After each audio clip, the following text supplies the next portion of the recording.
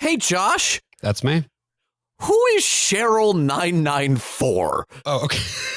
Okay, so I'm in Utah this week. I'm skiing. Yeah. And everybody who has been following my saga of going to Utah to go skiing will be happy to hear that I have not been concussed. Oh, good. I have not locked myself out of my car and lost the keys. However, oh no, you have had an incident. It would not be a trip to Utah without a traffic or something or other related incident. Yeah. Basically on the way back down from skiing on Friday night, the bus that I was riding down on, it was really slippery all the way back down. And if you've ever been in Little Cottonwood Canyon, you know that like when it really starts snowing, the conditions become very treacherous very quickly. And you're going down a hill. Right. This is for film heads. This is known as the ending of force majeure. The forces majeure that were operating on me that evening were the forces of gravity and also inertia. Oh, dear. Because the bus kept slipping. And it turns out that it was the bus driver's very first day on this route. No. Oh, no. In these blizzard conditions. Where there was probably a half inch of black ice on the ground, right? Oh, God. At one point, the bus started to slip, and then it didn't stop slipping. And it just kept sliding down. The bus driver expertly, I will say, navigated it into a snowbank so that we didn't go, over the edge of the canyon. If things had worked out a little bit differently, it is very possible that I could have died. I think so I had a near-death experience. It became sort of a community bonding situation where we were all just on this bus. None of us knew what exactly to do. And Cheryl, who shouting Cheryl out right now. Hi, Cheryl. Cheryl 994, yes. Well, it's not Cheryl 994. It's that Cheryl and I were on the 994 bus. Okay, I thought that was a weird username thing. Sure. No. But I was a lot of the way down talking with her and another guy whose name I can't remember at the moment. Also Cheryl.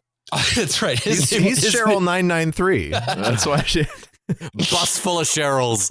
Apparently, so we got an email from her, which is why AJ knows about Cheryl. Hi from Cheryl-994, wild bus ride. I'd been talking with her and the other guy about the podcast a bit. And so she said, so nice to meet you tonight. You and the other gentleman made the long ride interesting and fun.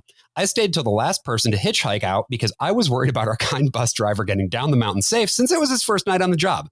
I did get a ride from an awesome pair of friends who were 6 degrees of separation.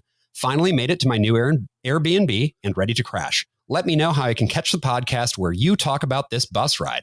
Hey, Cheryl. Thanks for listening. I also need to shout out some other friends that I made. First and foremost, Blanca. Blanca, thank you for driving me down to the base of Little Cottonwoods Canyon. I appreciate you. And thank you also to Megan, Candy, Corinne, and Sarah, who were on the phone with Blanca in her car because they were in the car directly behind. I ended up talking to them for a little while as well. They were talking to me about an idea for a podcast they had. Okay. I hope you can get that show off the ground, ladies. As many of you, hopefully at least a few of you are in fact listening to this. I wanted to again shout all of you out because it's always just funny to have an experience like this where you end up just meeting people and making new friends. So that's all I have to say about that. So many possible worlds, but we got this one. So many possible worlds, but we got this one. Welcome to the Worst of All Possible Worlds, the first and only podcast where you can meet some new friends. I'm the worst of all possible AJs. I'm the worst of all possible Brians. And I'm the worst of all possible Joshes. Well, we are here yet again for yet another week of case studies in the pop culture of a dying empire. And we are here today to talk about a motion picture. I think you can technically call this a motion picture. You can technically call it a movie. Yeah. This is Average Joe. It was released, last year, right? Apparently. A very timely message. And for those of you who are listening to our show for the first time, what we do every week on this show is we talk about media, all sorts of different stuff. We talk about the narratives in these pieces of media and how they shape the world that we live in and help us understand it, either for better or for worse. And I would say that Average Joe is a great example of a movie that was created to confuse people. Directed by our boy, back again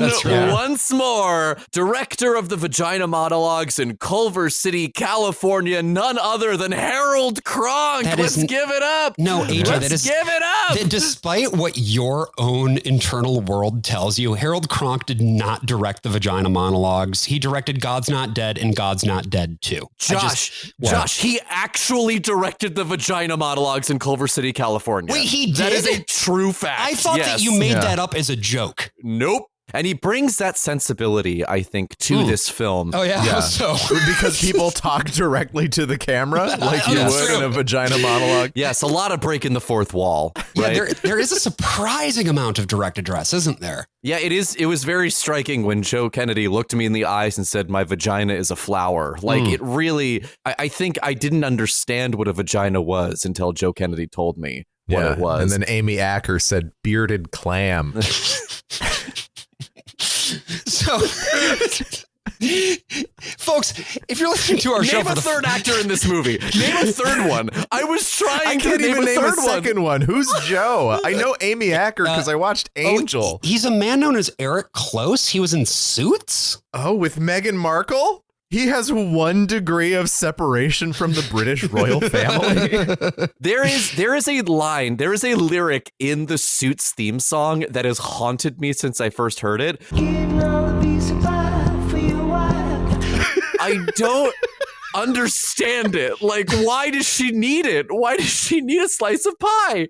I know Eric Close actually from his run of Hallmark Christmas movies. Yes. Specifically one he did with Christian Chenoweth. I hate that both of you watch Hallmark movies. That makes me think so much less of you. Justifiably it's not like so. I seek them out, but it's called A Christmas Love Story is the one he did with Christian Chenoweth. He's fine in pretty much everything he does is sort of the thing. Like, I don't think he gives a bad performance in this movie, but I sure don't think he gives a good one. It's like judging water on taste. It's just like, it's water. Yeah, unless you drink it in my apartment and then you're like, why does this taste like a fish tank? I just wanted to talk a little bit sort of about the backstory behind how this thing even came to exist in the first place. Like, what is Average Joe? Who is Coach Joe Kennedy of Bremerton, Washington?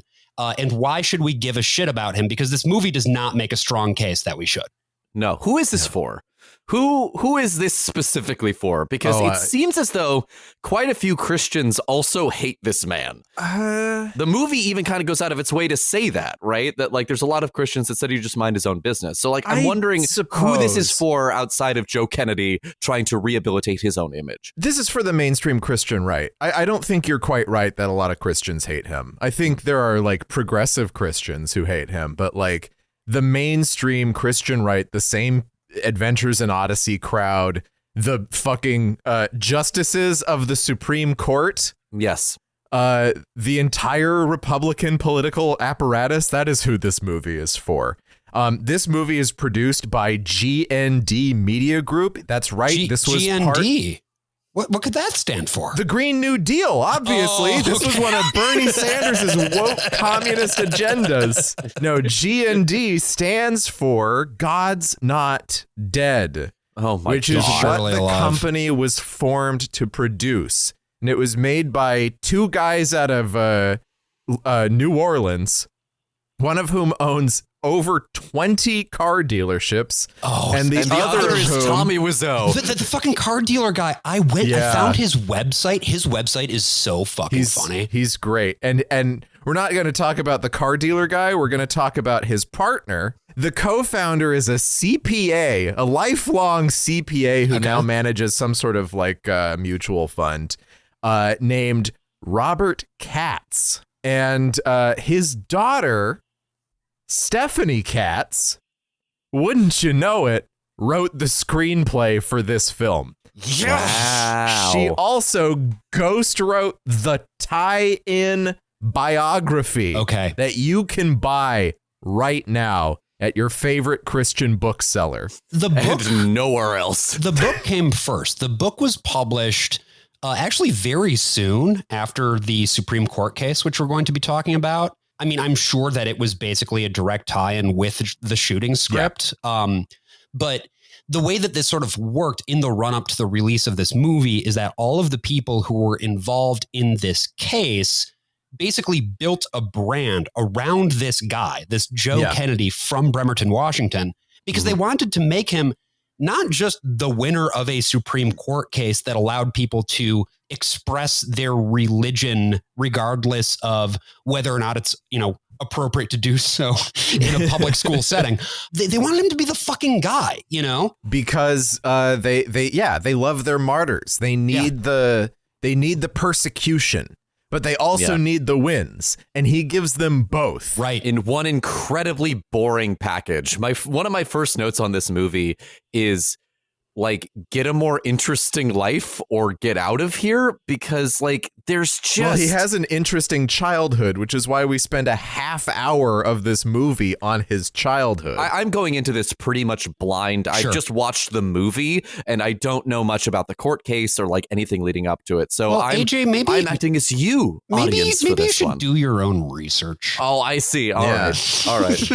Hold on. I'm Googling Vagina Monologues, Culver City. Okay, here we go. Please proceed. Okay. I have 2.5 hours of whimsy ahead of me.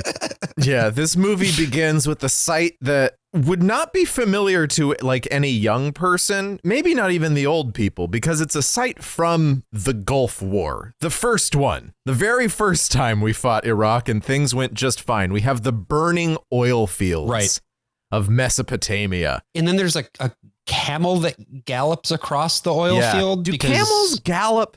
Or do they just extra saunter when they're going fast? Camels are one of the coolest animals. I mean, Joe Cool, obviously. Of course. They do love smoking cigarettes. That's what the humps are for. It stores the smoke for later.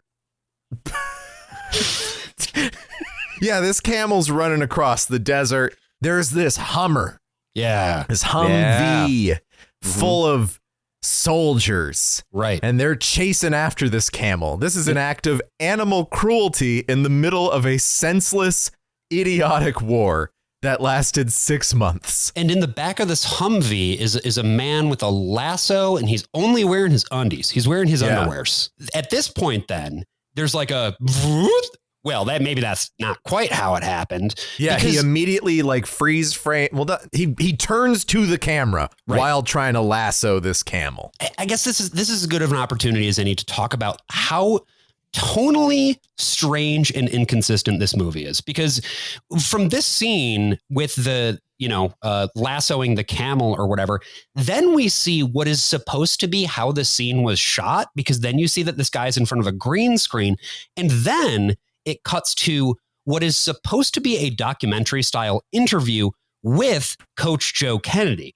But again, this is not the real Coach Joe Kennedy. You would think maybe the framing of this movie would be, we'll do interviews with the real guy and then we'll show a dramatization of it. No, that's not what's going on. No, because that man has no charisma. Correct. Absolutely none.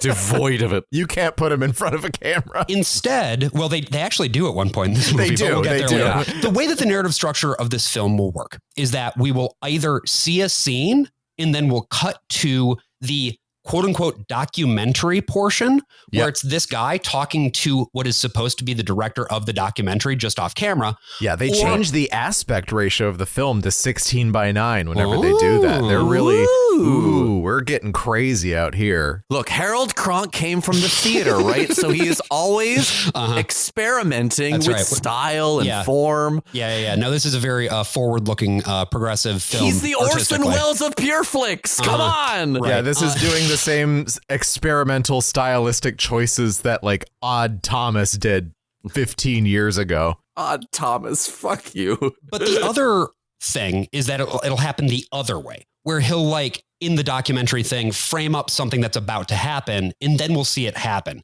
But it uses both.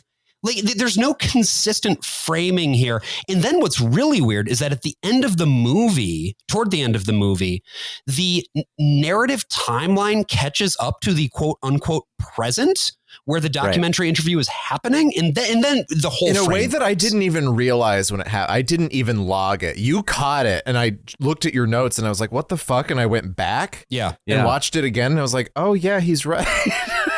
I think it could be interesting in literally any other hands, but in this one, it just does nothing because we never get a sense that either of them are unreliable because they're always checking each other's stories in real time. Yeah. So it's not like they're interviewing Joe, getting Joe's side of the story, and then interviewing her and being like, well, that's not what fucking happened at all. And then we go back and see her side of it, right? Which could lead to like some interesting narrative tension. What it is just like, oh, I know you were nude trying to like wrestle that camel, but like you can't say that because that would just be too much. Yeah, that's the whole thing. He wasn't wearing underwear. He was just a nude man wrestling and wrangling.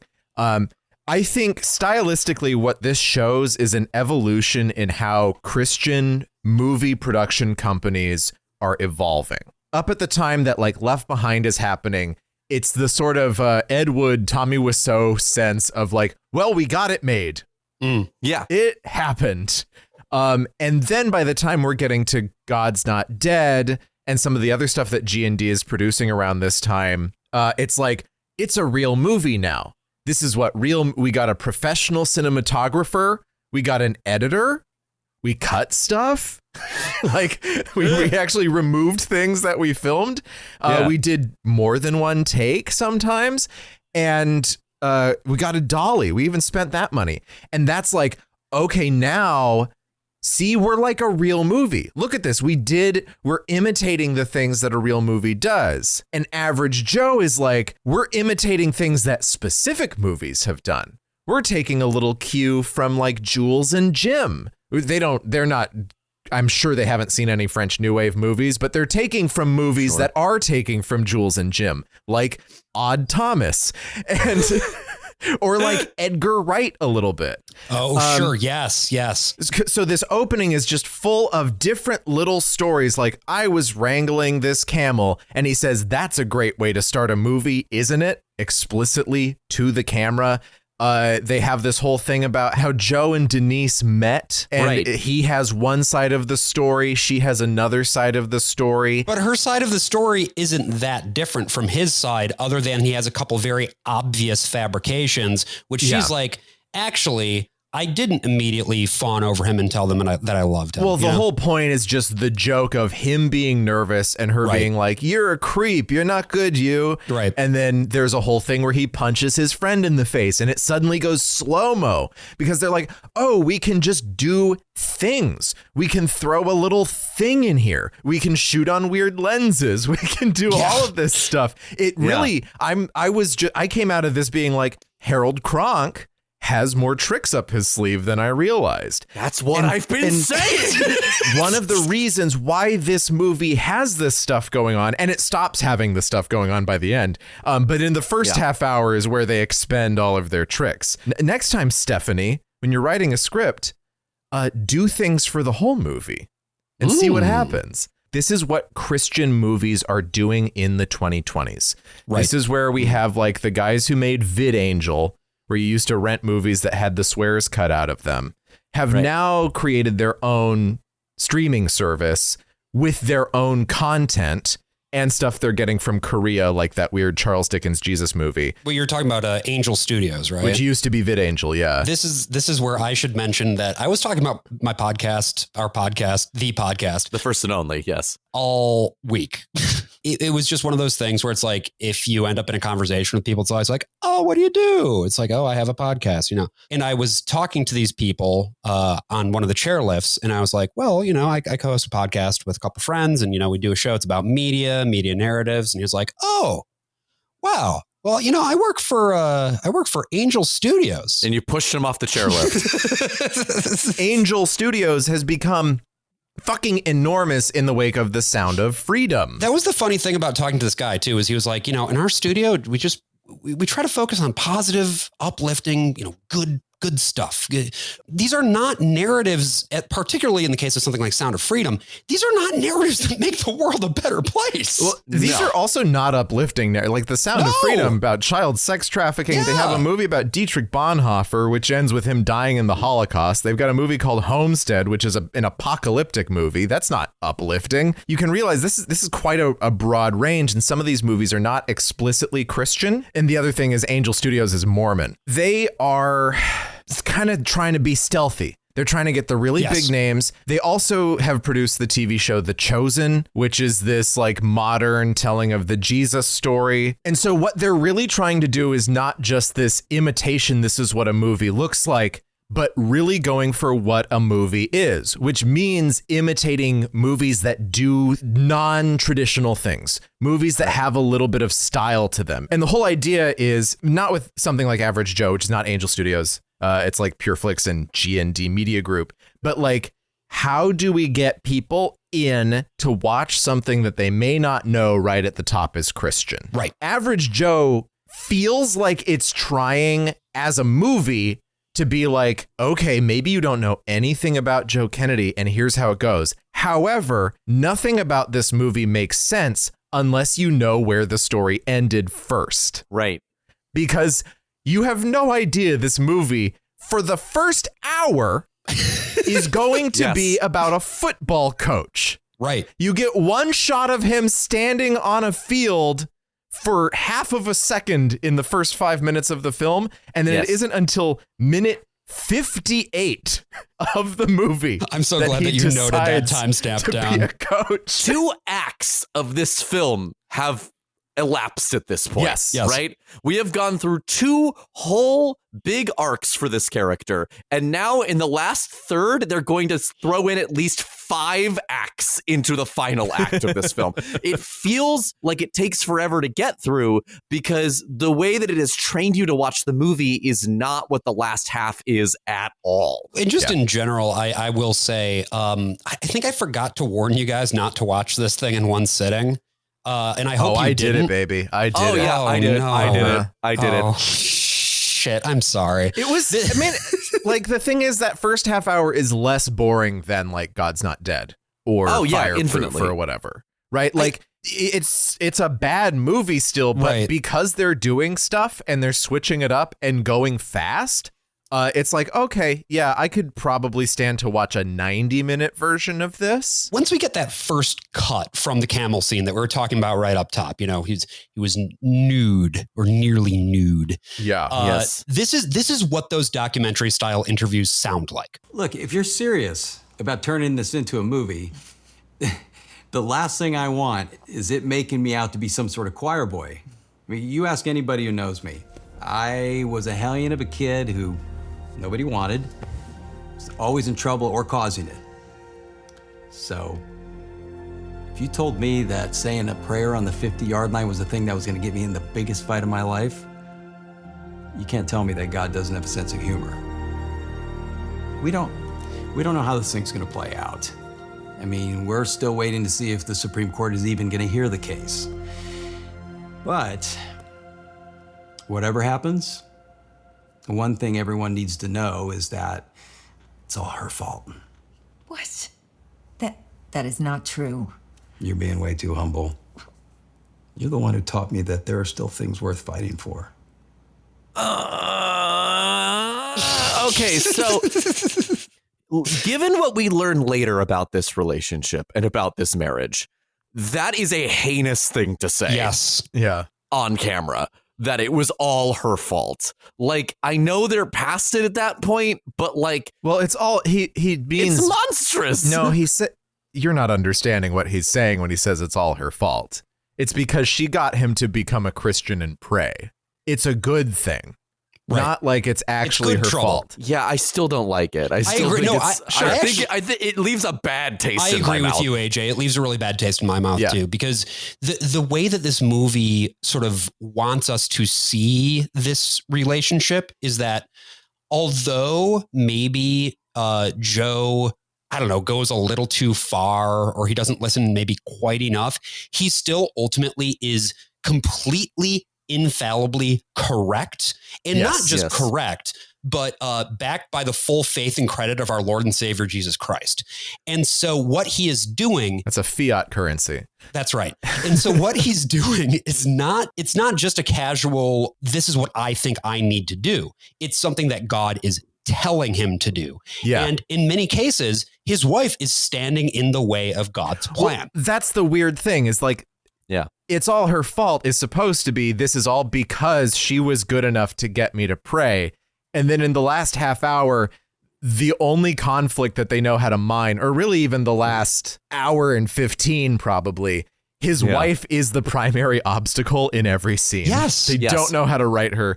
And this is what Amy Acker is stuck doing now. I think what's so interesting, too, is that because Amy Acker is an infinitely better actor than the guy playing Joe Kennedy, whose name will not stick to my brain. It's Eric. It will not stick to my... Eric Closer, right. More like Eric Further. The more I think about him, the further his name gets away from me. But because she is such a better actor than him, the movie's point is that she is standing in the way of God's plan, but I am just siding with her on every single fight because I believe her more. Yeah, I mean, the movie's main contention about Joe, and this is kind of his self-effacing thing, is that he's a dumbass who's never like read anything, who doesn't know shit, and who just barges headlong into things because of his fucking ego. And that is correct. Yes. That is who he is. He is a fucking narcissist. That's the one thing I think that this movie does nail about him. And there could be a movie that is genuinely about what is the difference between trying to do what you think is right or serving God's plan versus what you're doing for your own ego and your own satisfaction. This is not that movie because it can't be. Yeah, you can make a movie about one of the students at Bremerton, basically. Let's see it from the teenager's eyes. But for the first 20 minutes of this film, as we were saying, it's just a series of flashbacks using one of the most insane lenses I've ever seen. Like, what is the deal with the way that it's like? I'm so glad that you wrote this, Josh. Refracted around the edges of every single shot. What you're describing is called a comma, COMA, as in comet, because it can make a single dot look like it has a tail, like a comet. So this is something that comes from one of the oldest styles of lenses made for cameras, which is the Petzval lens. So in a picture, you have what's called, there's a Japanese term, bokeh. And bokeh is the out of focus stuff. It's usually the really out of focus stuff that starts to lose its actual shape. And Petzval lenses, it creates swirly bokeh. It makes everything kind of rounded. And the thing that I noticed in these shots was just the severe light artifacting that you saw around the edges. You get a lot of flare. And it looks like a mistake.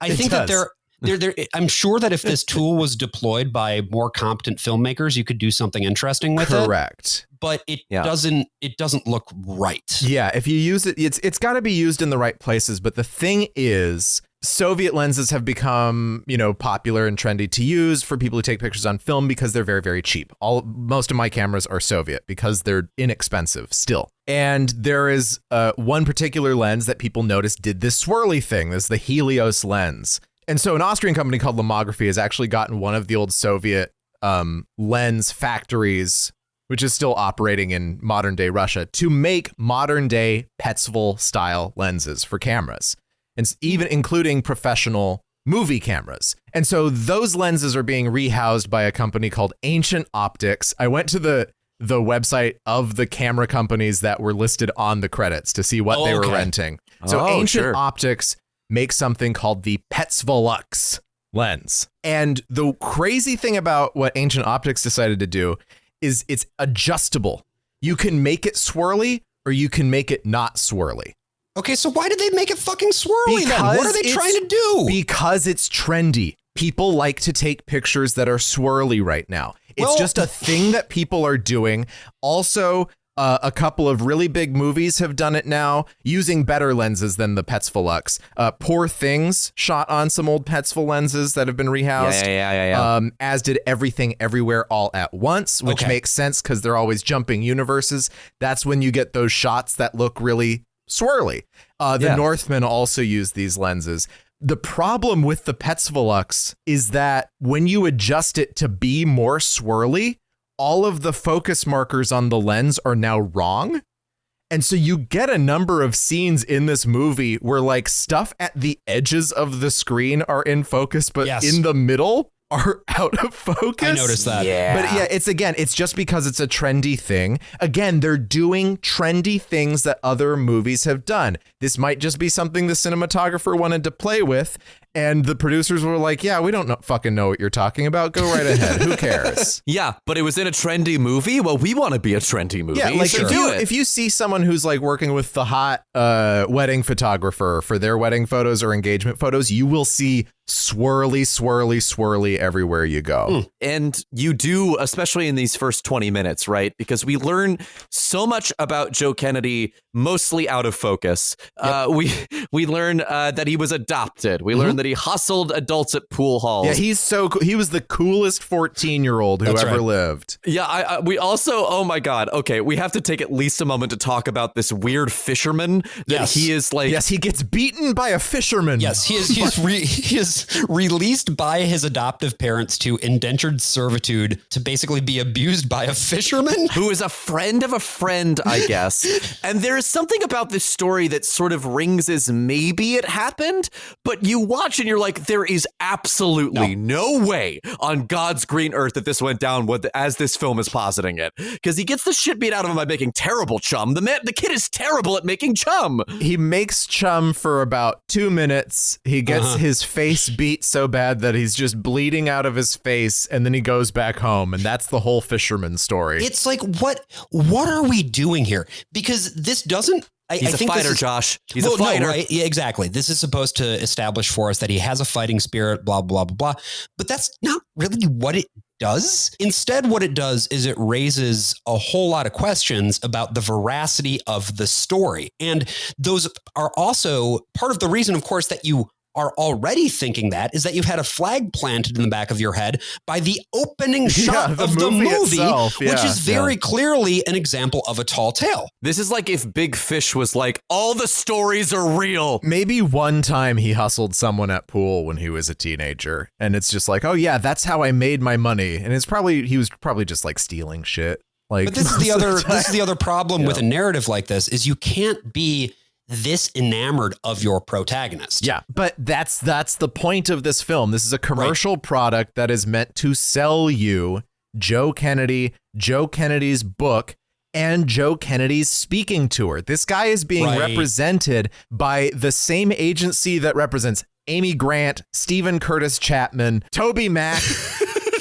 After the fishing expedition, he falls in love with his future wife. And promises to marry her. Yeah, and she teaches him that about prayer in the first place because she's also being abused by her dad in a way that is not actually made clear at all. You just hear shouting off screen, and then she's in a shed hiding. She's praying in the shed, and he's just like, I think a good amount of this is probably very true. It sounds like they both grew up in pretty extreme circumstances. But I wish that it would treat those experiences with the respect that they deserve. I don't know. Like, there's something to the scene in the shed that I feel kind of works because it's just two kids. I agree. Like working their way through it together. And they're not terrible child actors either. No, they're actually pretty good. If there were a few more drafts of the script, they could find that this is the core of the movie. Yes. But then it would have to not be about the Supreme Court case. Okay, and here's the other thing, right? We've set up from the word go that like this very real fisherman beats the shit out of him, and this inspires him to become a fighter for the rest of his life. So that is like the inciting incident. That is what our protagonist is going to do. He's going to become a fighter, and then he just kind of stays one for the rest of the movie. But what this shed scene introduces here, which I think is interesting, is that it's not about being a fighter. It's about being there for your loved one and helping them through it. And because you're a godless semi-Catholic, you're not missing. You're totally missing what that scene is actually supposed to be. which Right. is about how you need to pray to God. Mm-hmm. That's the whole thing. I like semi-Catholic. Yeah. I like it's like Well, you're it's half like, it's like Catholic. it's like having a half chub. It's like it's not quite there, and it's good for nothing, and no one. But I think that is a good point, though, AJ. That like this movie is doing a lot of things that it doesn't think it's doing, and Yeah. it's not doing a lot of things that it does think it's doing. Another example of that is what happens when Joe becomes a Marine. So first of all, there's this whole piece where there's like another old man. This one's the Who nice is old good, man. I Yes, guess he's They the don't- good guy. They don't. He's like at a reform school that's in the woods or whatever. Yeah, I don't know. He tells Joe that he's like a tree. He's like the last tree that survived very harsh conditions. Yeah.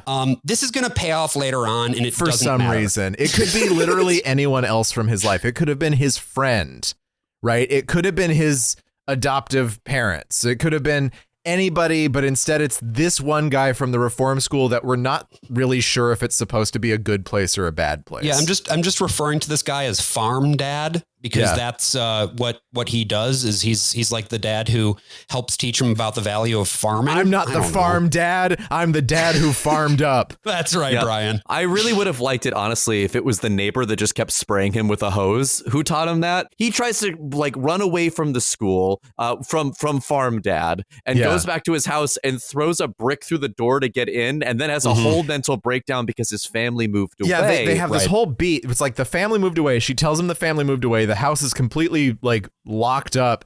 And then they have to do the scene from It's a Wonderful Life anyway. And the kid has like a full mental breakdown and is like doing Yeah. the most acting you've ever seen. Yeah. And the whole time I'm thinking, but about what? It you doesn't make hated sense. living there. You hated living there. You largely hated your adoptive parents. Yes. Yeah. Why are you feeling this way? Oh my Which God. again points to a lack of dramatic through line and just narrative consistency. And the childhood is unnecessary. It's the most interesting thing, which is why it's in the movie, but it has nothing to do with the story that they want to tell. You know what does have to do with the story that they want to tell? What does? What is it? The Marines. That's right. Yes. He goes to Marine. He does.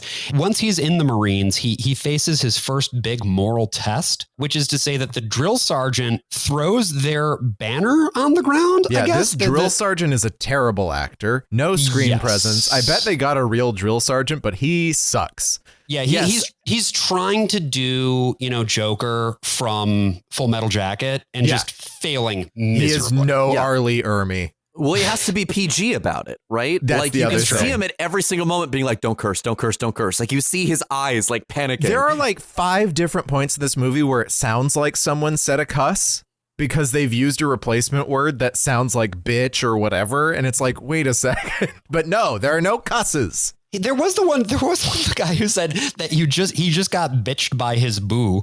I He liked that. said ditched by his No, he boo. That is didn't. the He said exact ditched. moment that I am referencing because his Oh, boo boy. ditched him. And that's also how those kids talk. Yes. Oh boy, we'll get there yeah. later. Jesus, will we? For now, we got to talk about this drill sergeant, right? Because Joe goes out with his company, and the drill sergeant is like, you're all lazy. You need to now stomp on the banner of our company, and then Yeah. that's what this is what that sounds like. You dare disobey a direct order? Sir, no, sir. You think you all high and mighty, Kennedy? Sir, no, sir. This private will not disrespect his unit flag, sir. Get your ass over there right now! Sir, no, sir. This private takes great pride in his unit and will not disrespect his unit flag, sir. Then you won't get down, and you won't get me pushed up into your arms. Fall out! Sir, do you hear me? Sir, no, sir. Get on the ground and give me push-ups. Let's go! Come on now! Are you called on push-ups? My sister don't better push-ups than that! You can make this stop, Kennedy. All you got to do is go over there and stomp on that flag, Kennedy. Get over there and stomp on that flag. So this is a classic example of something that we see time and time again in these movies, which is our protagonist has a choice, right? Where he can either stand by his principles or he can give over to the evil ways of the world. Yeah, and usually this is in the context of, you have to say the name of Jesus or whatever. We saw that in Left Behind. Yeah, he had to be a Right, Jesus freak. But in this case, it's standing up for the flag of his Marine unit. It is a lot of like you will do push-ups until I tell you to stop. Yeah. But it's all being done in a very sort of dom subby way. And I don't like it. I don't care for it. I wish it would stop. But what ends up happening, that's true. I think you like it a lot. That's your own prevert mind working its way into this. But the way it goes is that he is just such a great guy by continuing the push-ups that all the other crayon eaters decide to stop stomping on their banner. Up until this point, Joe has been doing push-ups while the remainder of the unit just keep stomping. They keep stomping on this But floor. now they're like, no, we're all a unit together. We're going to do push-ups Hoorah. with him. We're going to defeat the drill. That's what this story is. This is Coach Joe saying, I defeated my drill sergeant. And if you know any fucking psycho who has been in any of the armed forces, if you know any anesthesiologists, they will always have a fucking story like this where it's like, there was a time where I fucking defeated the drill sergeant, and it's like, no, you didn't. No, you didn't. Yeah. Because also, why would you, like, the whole point of a drill sergeant is to bring you into line. You know, it's to get you to follow orders. Exactly. To turn you into the kind of person who follows orders. Right. And unless you are somebody who has come up through the military academy or something like that, if you do something like this, it's not going to work out well for you. But there's also this sense that it was a test. I feel that it was like, the drill sergeant was seeing who in his unit believed enough in Marines to disobey this direct order for the sake of the greater good, which is to say the flag. Yeah, that's not where the scene ends. You know, it's he's still like being befuddled by all the Marines coming together and pushing up with him. And then he gives him the flag. The sergeant gives Joe the flag. Yes, he won. He beat the authority that told him no. That will recur later on when he bravely also gets down on his knees for different reasons this time. But it's to suck a dick, folks. No, it's to suck the largest penis. I love when they age up this drill sergeant, by the way. They don't give him old age makeup. They just make his mustache gray. This is where we get to the most realistic part of the movie. Joe is now a fresh Marine, just out of boot. And what has he done? He has bought a diamond ring. He's wearing his dress uniform, walking straight into the pool hall to go to Amy Acker, or young Amy Acker, played by a different actress. Yeah, it's a different actor for the younger version of her, as it is for Joe Kennedy, so that he can immediately marry her. Right. And she is already dating some guy. So then, as he says in the interview, he goes and marries her cousin. I believe every beat of this story exactly because I have known too many Marines. You know it's true because they yada the shit out of that first marriage. Holy shit. Yeah, you never meet the cousin. We never meet the cousin. We never meet his child that he has with her. Wait, I missed that they had a kid together. Yeah, he mentions the very kid then briefly calls him that later they both on. have kids. Wait, the kid when the whole thing blows up, it's his kid that calls like, "Hey, Dad, you're on the news." Yeah, but we don't hear was his kid. hide nor hair of them. Yeah, up until that point. Wow, and I'm just I like, didn't catch that. For this guy whose first instinct is to throat punch a lawyer. What the fuck do we not know about that first marriage? Actually a dirt bag. And there's nothing that Christians love more than the imperfect guy who's getting fixed. You'll always see this. I was just looking at the comments on Facebook posts made by Focus on the Family recently, and all of the Facebook comments are led by people being like, this guy, Donald Trump is disgusting. Why are you writing these articles praising him? And then everyone is like, well, he has sinned in the past, but now God is making him better, which is the same thing they said 8 years ago and then forgot. Now they're saying it again. And with Joe Kennedy, it's like, wow, look at all this bad stuff that he did. Not he's still like this, but he is still like this. Sorry, folks. That's the other thing that's so strange about it is I feel like the way that they so I married her cousin, he turns directly to the camera and says that. And it's with this sense that we're supposed to be like, oh, Joe, you rascal. You incorrigible rogue. Right. Because what is the movie positing, right? It is positing that he is an average Joe, that this is normal, that everything he does is normal. He's just like everybody else, except he's also better than everybody else. Yes. Like they want him to be both things. And it's like, an average person is not a high school football coach. Right. A very sub-average person is a high school football coach. This is what's so strange about it to me is that watching this, I'm like, I don't identify with this guy at all. No. I don't think most people would identify with this guy. I love marrying cousins. I think that people can identify with him aspirationally. That's how things would have gone if I was there.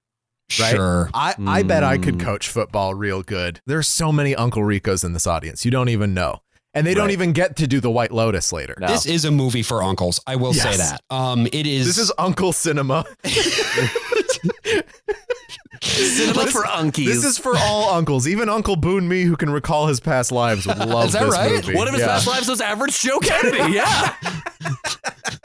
Uncle Boone Me, who can recall his past wives. That's why he has cancer. And so Joe is like, I'm going to go off to war, the Gulf War. Remember that? Anyone? Okay. Right. And while he's going off, he's like, aside, my marriage was failing. And we get this quick moment where he takes his ring off and puts it in the locker. And he said, I thought going off to war would be the best way to like end it. I think the implication being like he was just like, well, instead of getting divorced, I'll just die out there. There's no clear indication here as to what about the relationship was failing or how or why. We just don't know this cousin. We're left to fill in the blanks. Where we're not so much left to fill in the blanks is the situation on Denise's side. I guess she was getting abused by the guy who she married. He is writing letters home.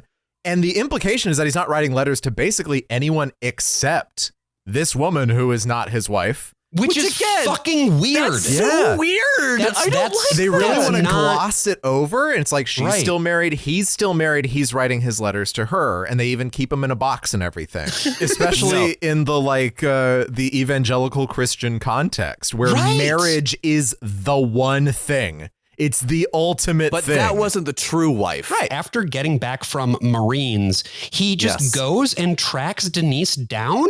We don't know how he did this. Also, this is what, like 1992?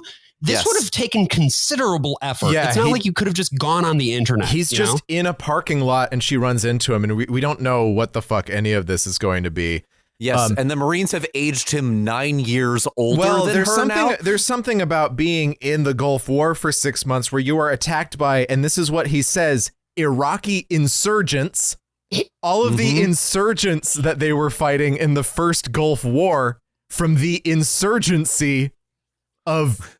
There's no insurgency. There is no insurgency now. That's the second one. That's what happens with the next one because we get rid of Saddam. So then there's insurgent forces. Right. This is just Saddam's army. He's an established power. Standard issue Baathists. It's not a big deal. And the bigger problem is that they show it as the green screen, right? Because he's like, good luck lighting that because it was pitch black the whole time we were there, right? So we see the green screen. We see them like go into the acting, but we are supposed to take the moment emotionally, like it's supposed to emotionally it's cross-cutting resonate with between us. Dead soldiers and spousal abuse. Well, one dead soldier, to be clear. It's him and his other guy who he's in this bunker with. We see him multiple times. Kind of runs back over to him. Yeah, but we see but it's one guy. But we see the green screen too, and it's the Deadpool problem, right? It's pointing out the fact that this is a movie. This is a movie. Shit, this is a that movie. is what they're doing. They're doing Deadpool. Yeah, and so I'm like, why should I care about any of this? Right, because it's not real. We have been told from the beginning in that establishing thing with the camel that is all a contrivance. So this is therefore also a contrivance necessarily. That's right. Yes. The Gulf War did not take place. This is where we start to learn about Coach Joe and his, how he became a coach. Not yet, Coach Joe. Yeah, they finally get together half an hour in. And now there's like, this is the beginning of what's going to become a movie. And then we get a one-sided phone call, which is one of the worst one-sided phone calls I've ever seen in a movie. Let's go. Hey, Helen, this is Joe. Is Denise available? She what? That's the whole thing. He what? Yeah. He what? His wife has what's called a TIA. This is usually referred to as a mini stroke. It's kind of almost a pseudo stroke. Usually there's not actually anything that like is permanent in the blood vessels, and it's often like a sign that a very serious stroke could come along. Oh, okay. But she has something happens to her. that probably has a temporary effect. Sometimes it can even be as short as a couple of hours. It's a really weird, scary thing to have happen to you. And this affects her. This affects her really seriously. As anyone who like has for the first time a very serious health problem that has kind of changed the way that they see their body or changed the way that they're able to do things in life. So now their marriage, which has just started, it's immediately on the rocks now. You what? I quit my job. Don't you think we should have talked about this? I've been struggling for months, and it's like you didn't notice. Oh, how would you even know? Huh? I can barely get you to look at me anymore. I didn't know how to handle it. And in true Joe fashion, I just made it worse. This isn't about you, Joe. I'm hurting, and all you're doing is pushing me away. I feel like I'm living in this house with a complete stranger for months. I'm trying. And I just want my wife back. I said I'm trying, Joe. I mean, what do you want me to do? Here's another way that this movie really fails at whatever it's trying to get across, because we've established that Joe is not a religious person. As children, he asked her once about, like, does that really work for you? And he kind of half-heartedly prays with her, or he's sort of there with her while she prays. He does go to church with her. But that's the thing. That's what I'm saying. That's what I'm getting at here. Because when he's at Marine, he writes to her about like how in Kuwait, I can't see a reality where God is anywhere around here. Sure. And as their marriage is failing, we just see they're at church and they must have been going to church regularly. This isn't a, I will finally go to church with you. This is a, well, they just go to church anyway. And so we have missed one of the key inflection points. Here is an irreligious guy. She's the one who's bringing him to the Lord. Why isn't this dramatically written in as like, when does she get him to go to church? When does he find that wherewithal to do it? And instead what they do is, oh, they go to church all the time. He even prays all the time. But the one thing that's different here is that in the middle of the service, he goes to the front of the church and kneels down and prays. And so he's like, I'm going to get away from, I'm going to do it in front of everyone. And this fixes their marriage overnight. Now, to be clear, we don't know what the prayer is at this point. No. This is supposed to plant a flag that I guess will pay off later on. Yeah. But because of the way that it's telegraphed, we don't know. Like, so much of the storytelling is so fucking inept. Mm-hmm. Well, it's very confusing too, because so we know that she has this mini stroke, right? And it makes her very emotional. That's right. It makes the woman emotional, right? But like, what is he doing? She says, you're pushing me away. What is he doing to do that? Because it seems like he is trying to connect with you. You are not connecting with him. And she keeps saying, push me away, push me away, push me away.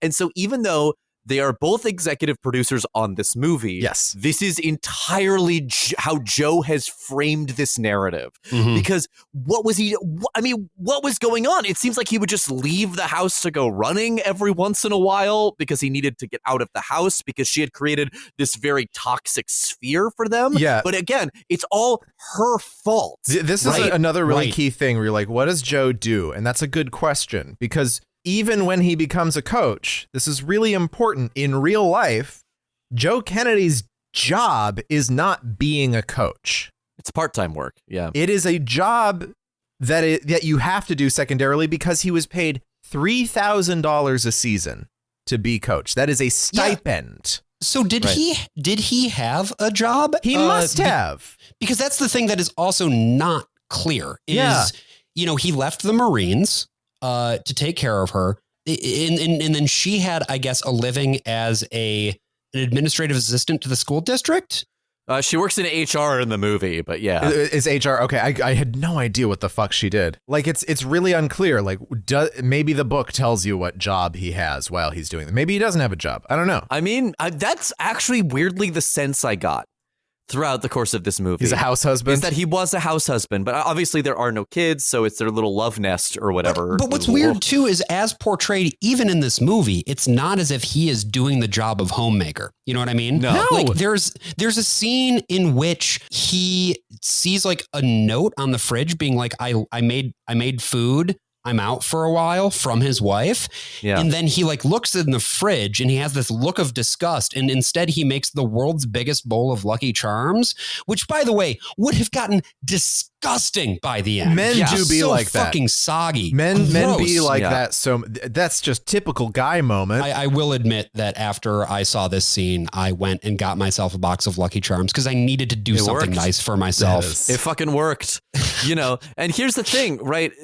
Okay, we're gonna get to the Lucky Charms stuff in a bit because I think the framing of what that scene is, where he eats it, is frankly insane. And we will get there because that's a huge turning point in the film. So while Coach Joe is running, a guy just pulls up by him in his car and is like, you should become coach, and then drives Future away. Coach Joe, we should say at this point. What the fuck is happening? Who is this man? I don't know. Again, this only works because you know he's Coach Joe. You know that he is a guy who's becoming a coach, and this is the movie being like, this is how it happened. But we don't know who this person is. We don't know why he's driving up by Joe. Joe has never even played football. We will not find out who this guy is either, by the way. We'll see him plenty, but we won't know who he is. I think he's the head coach. Is he the current coach? Yeah, because he's not, because Joe Kennedy is not even the coach. He is the assistant coach to this football team. So this guy driving around is the head coach of this football team. First of all, where does he have all this time to just be stalking this man? Second of all, like, it's not just like driving up when he sees him on the street. Hey, maybe you should do this job. He's never met this man before. He's just like, look at this white guy wearing a football They kind jersey. of establish a little bit later. It's like, well, because your wife. And that's it. No, that's it. That's the whole thing. It's like, well, I guess they must know each other. Okay, you could have had a scene where they were together in some capacity. But this is a very important point that you're making, AJ, which is that he was never, Joe Kennedy, the real guy in real life, was not ever the head coach. He was only ever an assistant. That is true. And I understand narratively what this is doing, right? It's like, it has to be the humbling of like, no, I don't want to. I don't want to assume that responsibility. No, that's not for me, right? It is the refusal of the call to adventure. If I always talk about this fucking documentary series that I recommend to no one, which is the Hulu 4-part documentary about Hillary Clinton's life, produced by Hillary Clinton. Every single stage of her political life, every time it's like when she runs for senator, when she runs for president, when she runs for president again, it's like, I never dreamed of running for the Senate. But then someone came to me and was like, wouldn't you like to run for Senate? It's always like, oh, I was just filling a gap. But also she has to be like, but of course I'm a very ambitious woman and I wanted to be president, but I also never thought about being president. Everyone just kept asking me. Average Joe is doing that same thing. Yeah. Except that his ambition was to be a high school football assistant coach in Bremerton. It strikes me too that what this does is it implies a grander God plan to this. Yes, it's a God thing. Right? It's not him going after something he wants. It's God being like, this is the path I'm setting out for you, so you should do it. And the way that God communicates that is through a different Pure Flix movie, I guess, with the largest bowl of Lucky Charms I've ever seen. You know, my favorite part about watching a movie is watching characters watch a movie inside that movie. I think that's like my favorite thing on the planet. Yeah, isn't?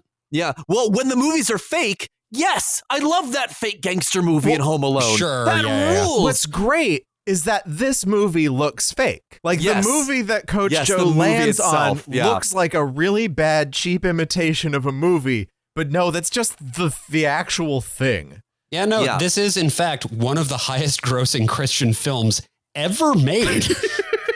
It is. And to give you just some context of what the scene that you're looking at, right? He is watching this thing. He has the largest bowl of Lucky Charms you have ever seen in your life sitting next to him. He watches the movie and the guy on it's just like, you know, if we believe in God, we're going to do this. This is from the movie Facing the Giants, the follow-up of which was Fireproof, a movie that we have talked about on this show. And specifically because I have seen Facing the Giants. My youth group did a big, we're going to watch Facing the Giants, a movie that's trying to be canceled by the wokes, big Sunday evening viewing party at my house. Did you also have the big bowl of Lucky Charms? No, we had Ruffles or some shit. I don't know. The Ruffles were also in milk, though. Very soggy. Very soggy. Hey, they lost their ridges that is very a quickly. classic Gallup, New Mexico dish. Okay, Ruffles and milk. You don't go after our culture like that. It's called Real Ruffles cereal. Okay, now you're being ridiculous. We would never. They're called Lucky Charms. There are also marshmallows. No. and of course, because it's New Mexico, you have to top it with green chili. So of course. This movie is so amateur and so bad. I really like now, because of this fucking thing. I'm like, do we have to cover this on this show? Because there's almost nothing there. It's just a bunch of kids who suck at football and love Jesus. And then a guy in a wheelchair stands up at the end, and it got a PG rating. Because and the MPAA just said because of thematic elements, and so they think it's because they pray to God in the movie. It could also just be because of the general football violence that happened. There's no way of really knowing, but they're like, we deserve a G rating. But again, the woke left is trying to silence us by making us a PG movie. Yes, the MPAA, one of the wokest organizations the MPAA, ever which compiled. has actual members of the clergy on its board. Like get the fuck out of here. You just want to be stepped on so hard. But this feels, and this is a thing that Joe Kennedy said in interviews a long time ago. Maybe this is a real thing. Maybe he is that much of a dullard. But it feels to me like it's a calculated lie. I believed in praying on the field because I learned that from watching Facing the Giants. Yeah, it makes him look like the stupidest man alive because he is, one person. Yeah, well, I mean, one person on the TV says, we got to have faith, and he gets down on his knees. His Lucky Charms just like smooshing it up in the corner there, just getting more and more wet. And he says, God, I hear exactly what you're saying. I got to bring some faith back to the game. We never did that with Lucky Charms, by the way. You have to just eat them really, really fast. You want the milk taste, but you don't want them. You don't want them flabby. Because you might as well just use Lay's if that's what you're doing. I'm just thinking about what that would actually taste like. All right, here's the thing. Here's the thing. If we get to 12,000 a month, I will eat it on a stream. No, you I won't. will eat it on a stream. No, you yes, won't. I will. You disgusting pig. I'm not going to let you. I'll do it. I'll do it. I'll wear a little piggy costume and I'll do it. All right. Well, look, I need to take a moment. I think we all need to take a moment. I think we all need to cool down. So we're going to go do that real quick. Yeah. And in the meantime, feel free to think about the mental image of AJ dressed as a fucking latex pig eating Lucky Charms. And when we get back, we're going to see what happens to Joe Kennedy's life after he gives it over to the Lord. So stay tuned for that. This season, the Ivy Substation in Culver City, California, home of Tim Robbins' theater company, The Actors Gang. No, really. Is proud to present a revival of Harold Cronk's hit staging of an all-time American classic, Eve Ensler's The Vagina Monologues. Wait, we're doing this again? Surely there are other plays we could be reviving. There aren't? Well, how much did he give us? The entire gross of the movie Average Joe? How much could that possibly be? $20 whole. The theater is saved. Put on your bibs, lads. We're eating beans tonight. Oh, beans. Oh, hi. How you doing? Good to see you. Welcome. Okay. Wow. Wow. Hello, everyone. Harold Cronk here. Back again for some more vagina action. Hoo-ah. Or should I say, hoo-ha. Got my groove back. Or maybe it's a new one. Cronk's new groove. Ha! I like the sound of that. But vaginas, wow. Still got some unanswered questions for those doodads, like, why so squishy? If I wanted a hot melon, I'd microwave a honeydew. No, thank you. And folds? Talk about folding. What are you? My sheets? Come on. Lost my keys in there once. My bed and a vagina. Look out! Grabby little gooses, aren't they? And the goblin men? Never got a satisfactory answer about the goblin men. You know the ones. The ones that live inside there. Grab at my dangler. When me and my wife intercourse, had a meeting with them recently. When I was chowing down on a rocket socket. The head goblin, Merv, his name is Merv, came out to greet me, offered me peace terms.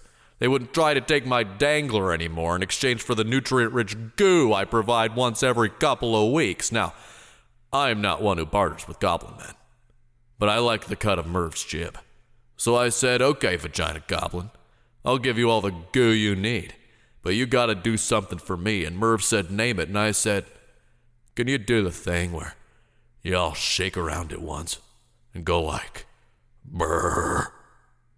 And he was like, can do, buddy. 10-4. Meanwhile, my wife was like, what's going on down there? And I was like, don't worry about it. I'm just chatting with Merv. And she was like, you named my vagina Merv? Nice try, wife.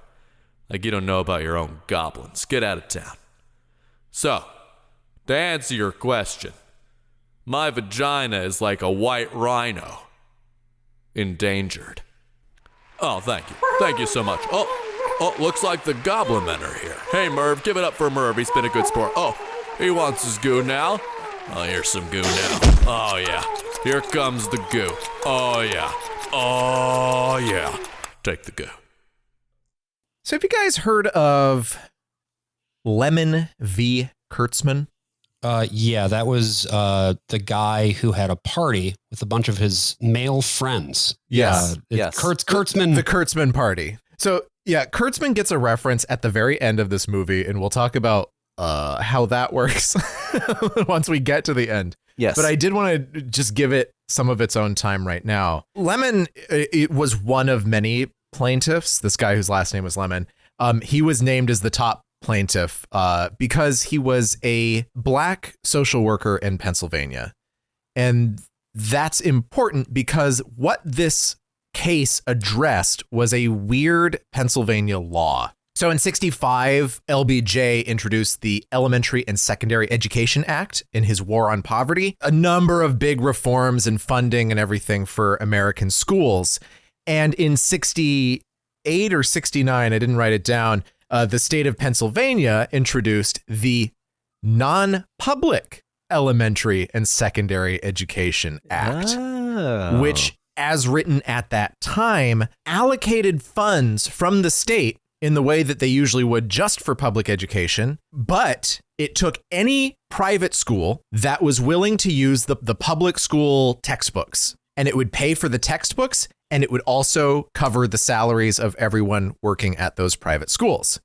And of course, when we're talking about private schools, in this case, we are specifically talking about Christian schools. Yeah, Catholic schools specifically. In but obviously, Pennsylvania, Catholic schools, yeah. But this applies, of course, equally, or applied, I should say, equally to Protestant Christian schools. And it's worth noting that in the context of the time, because this was, you know, the 60s, this was well after the shift of white students from public schools had then gone out to Christian schools, which of course also then led to a lot of the defunding of those public schools and so on and so forth. So this whole thing is basically a response to desegregation. Now, Pennsylvania technically has been desegregated since the 1880s. They had very specific laws on the books, but of course we know that it's not that simple, right? There is a lot of de facto segregation that happens in the school system. And of course, in the 60s, there was a lot of effort being put to remedy that in some place, in some cases. And this just turned white people into demons. Yes. Turned. It activated the demon gland. This led to this creation. This is a huge thing in Kentucky too, right next door to Pennsylvania, of like creating Christian schools that exist for the sole purpose, the sole unstated purpose, sometimes stated, of getting white kids away from non-white kids in their education. Right. And to continue to degrade education that is offered to largely black students, but any students that are not white. The court case then, Lemon v. Kurtzman, this was argued in 1971. Right, when Nixon was president. and everything got really woke. That's what's on the tapes. It's Nixon mostly being like, we're gonna make it woke. And it was like, well, okay, this is obviously favoring religion. This is the state favoring religion. This is ridiculous. No, absolutely not. We're not uphold. This is getting shot down right now. This activated the second demon gland in white people that is only now really fully seeing its completion. It has never been officially overturned, but as we'll see in this case and a following case that happened, I think the next year, the Supreme Court has said that basically Lemon v. Kurtzman, the Lemon test for seeing if the state favors a religion over another, is abrogated. It's just it doesn't exist anymore. It's been overturned and decayed over time. And there's currently the far right of legal scholarship is currently trying to go to the sort of, they say originalist reading of the Constitution, which says that Congress shall make no law, et cetera, in the First Amendment, meaning that anything that is not subject to federal law, to law established by Congress, can go ahead and make whatever law favoring religion that it wants. Right. Because Congress can make no law regarding the establishment of religion, but that does not necessarily apply to the states because, of course, as we know from the 10th Amendment, that everything else gets delegated back to the states. Yeah. And so this is only specifically talking about Congress, which is a very stupid argument. This is not how we have been doing things in this country for really ever. Wait, are you saying that the modern court might be dumb, Brian? No, actually. I'm saying the modern court is intellectually dishonest. Hey. That they are fully just following a very specific ideological goal, and we have activist judges on the court. Well, it's interesting that you mention ideological dishonesty. Yeah. Because that is the name of the game in this fucking movie. That's on the back of the box, actually. Intellectually dishonest, 4 stars. That's also on the back of the box of Lucky Charms. They're intellectually dishonest. Yeah, those red balloons, they can't actually make you fly. No.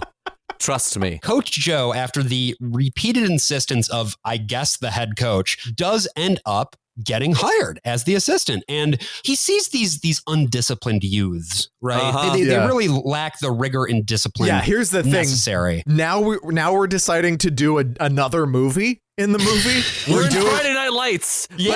But instead of making you love football, it will make you hate football forever. This is not Friday Night Lights. This is Coach Carter. Oh. This guy's going to come in and he's going to shape these fucking kids. He's giving these kids the what for. And you would be forgiven, actually, for thinking that at this point, Coach Joe is the head coach. Mm-hmm. Because everything we see from here on out pretty much makes it explicit, actually, that he is the one leading these kids.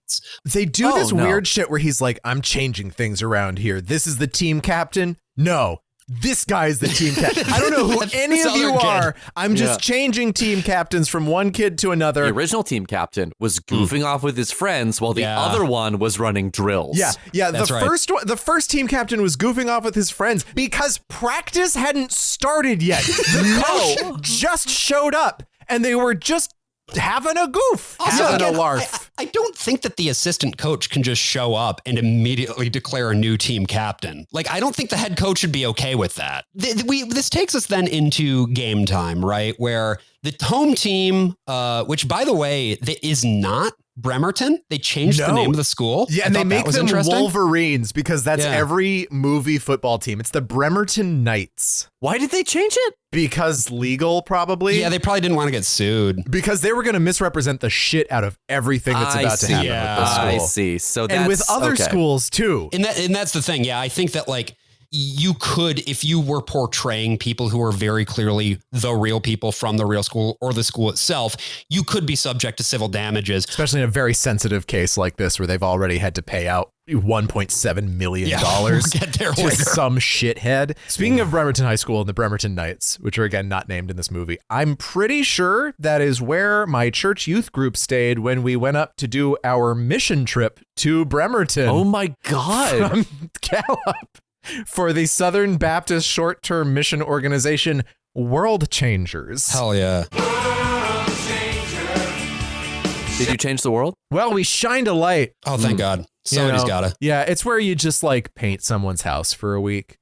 Oh, sure. Sounds And then nice. they have to have it repainted Yeah. because you probably did a bad job. Yeah, probably. I mean, a bunch of kids because you were outside. shithead Yeah. Baptist teenagers. I will say this is like the hardest place to pin down where they are. If not for the license plates, right? Yeah. It's like I genuinely don't get a sense of place ever in this movie. This could be anywhere, and I think that's intentional. Right? If you're a troubled, if you're a troubled kid in Washington, that's why you'd get on a fishing boat with a guy who beats you. That's not going to happen in every state. No. That's specifically a Washington point of pride. Yes. I think that vagueness is intentional, right? Like, especially with the call to action at the end of this movie, it could be just like your town. If only your assistant coach had the bravery to do what Joe Kennedy does in this movie. Yeah, when you look at Joe at his house, he could be living in Bremerton, Washington. He could be living in Pensacola, Florida. Who knows? Folks, I don't get that yet. That's a little flavor saver for later. Yeah. Plant a flag in your head for that one. But Coach Joe, he's just so good. I want both, Coach Joe. He's so good with these kids. He's so good at turning them around. Well, one kid he even does the plot of The Blind Side with over the course of a single montage. He buys him shoes. I don't love how much they're hanging out at his house. Can I just say that's also he offers them odd. the only time. The absent fathers, AJ. Imagine all the absent fathers, and he's a present father. It's really interesting how it kind of dances around the edges of all of these racist tropes. But not even as I think something that's trying to make a statement. I think it's genuinely just something that doesn't even strike the people who make this movie as a racist thing. I think they're just suffused in it. Yeah. Yeah, no. I think they're bathing in it. And you know what? He is a present father. You are both 100% right. Because, I'm sorry, what's that? We don't see his son in this movie ever? Not once. That's right. I forget that he had a son. Well, the kids are all adult. They all had kids really young in their bad marriages and then got divorced and then whatever. But also, you have to understand. God called him to do this. God called him to give a bunch of 16-year-olds CTE. The thing about these kids, right? They respect him so much that even after they lose the game, right? 20-21, they're willing to stay. They're willing to stay on board with him, and they start winning. Yeah, we get a winning montage, and he does the banner thing. He learned from the banner stomping exercise. What if I get after they lost the one game, he takes the captain. He's like, you're not the captain anymore. Right. Now you can be the captain again if you drag this really heavy thing all the way across the field with your hands by yourself. And then all of the kids drag all the kids laugh at him, and he's like, yeah, keep laughing at him. And then they suddenly feel bad and help him. No, because he's like, oh yeah, he's a laughing stock. And then literally goes, or is he? And the kids are like, whoa, you're right. We should help now. And it's that's not how teenagers work. No. They would just continue to humiliate him. He got bitched by his boo. He got ditched by his boo for losing the game. But I swear to God. Absolutely sounds like bitch. It's one of the swears that's not actually a swear. The new captain of the team got bitched by his boo, and I will die on this hill. As the kids then start winning games, well, Coach Joe at the end of each game goes out to midfield and puts a fist down on the ground, takes a knee. Puts a knee down on the ground. He takes a fist. Yeah, he's doing the full Tim Tebow. And again, I cannot stress enough how fucking annoying this would be. Just thinking about it in real life, being like, this guy is the assistant coach. And then, wouldn't you know it, as he starts doing this, well, this happens. Hey, coach, can we pray with you? Free country. See, he's not forcing them. Yeah. He's not compelling them. No, and it's a free country. He knows it's a free country. It's in the Constitution. Freedom of religion. Yeah. There's no politics in high school football at all. No, as anyone who's watched Friday Night Lights can attest. It's just a game. Everyone's super normal. Yeah. I think I've told you guys this story before, but before we lived in New Mexico, we lived in Oklahoma, and my brother got through kindergarten in Oklahoma, and they thought, well, this kid's he's gonna get. I guess they thought maybe he was gonna end up really tall, because he's a skinny guy. He was a skinny kid, and they had a program in Oklahoma, and they don't say it outright. Well, we want him to play football. But there's basically, you go to kindergarten and a half before going to first grade, if you've been selected to be one of these kids, so that you'll be heavier once you get into the years that you start playing football. So that, you can play the weight game. So fucked up. It's extremely fucked up. And once you're on a team, it's all about like, how do I do as many of these like extracurricular that's why they're going to his house. You want to have a good relationship with the coach. You want to have a good relationship with the rest of your team. If half your team is going off and praying with the coach, then the other half is left in the dirt. So you all have to go out and pray with the coach. Otherwise, you're gonna you're gonna be on the bench for the rest of the season. Especially, like if you're getting recruited, especially, like you need to get as much time out there as possible. And there have been NFL players from Bremerton. And that means ingratiating yourself as much as possible to everybody. Yeah. There's just no implied sense of hierarchy or power here, right? Because it's a free country. Yeah, it's a free country. You can do what you want, but it's also just like there aren't like implicit undercurrents to everything that's going on, right? Oh, I wasn't implying that the kids had to do it. It just so happens that the kids who did it were favored by me. I had no power over them, but I was like a second dad.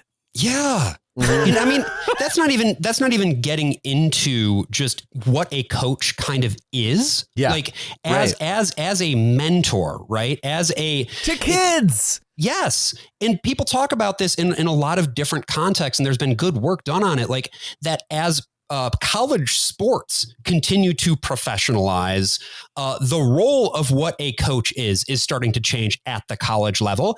And that has cascading effects on down to the high school level. Yeah. Because these are also, I mean, you can go to these scouting websites now where you see these prospects and their relative rankings, and they're being scouted all the way down to their freshman year. That's so much pressure to put on children. These are children. 15-year-olds who are getting billed as the future of the NFL. It's crazy. I mean, again, here's the thing, right? I very notoriously am a child actor. Yeah. And the amount of pressure that puts on a kid to be a good performer, right? Or like the amount of pressure that, like, to say this is the next movie star, this is the next thing, is bad enough. But I feel like the scope of that is relatively limited.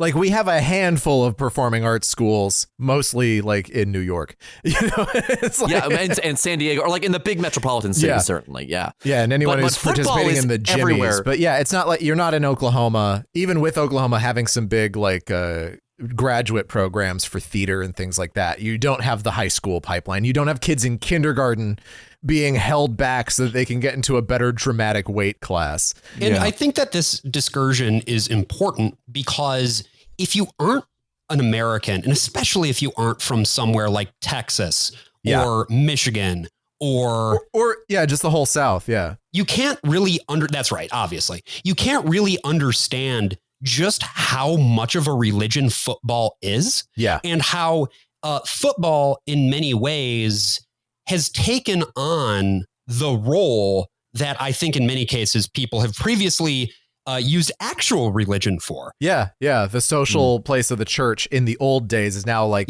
we go to the football field. And this includes schools that don't have any hope of sending a kid off to the good programs, right? There are tiny towns with kids who are all shit at playing anything. But the thing is, locally, you are a celebrity if you're playing football. Yeah. Right. Locally, everything rides on you, and adults will hurt you if you're bad at it.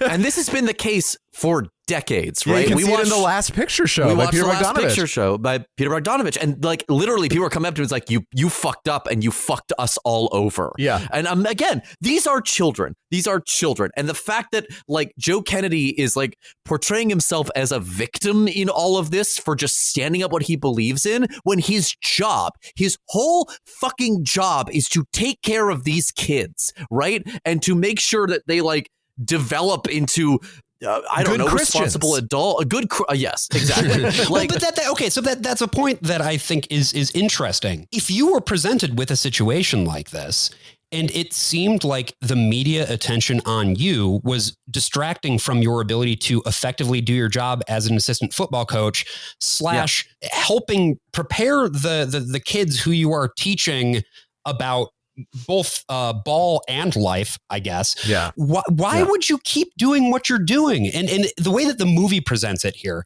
is that he has to. It is a moral imperative because the school district catches wind of what has been going on because there is a coach for another school who sees what's going on and I guess snitches. This is where they've changed the story from the way Kennedy himself tells it, or at least the way he told it in old interviews, where he said, oh yeah, another coach saw that I did it, because kids from the other teams would also start coming out to the 50-yard line and pray with him. These were not silent private prayers, which is how they're constantly characterized in the legal side of things, right? In the Supreme Court case, that is how they are described.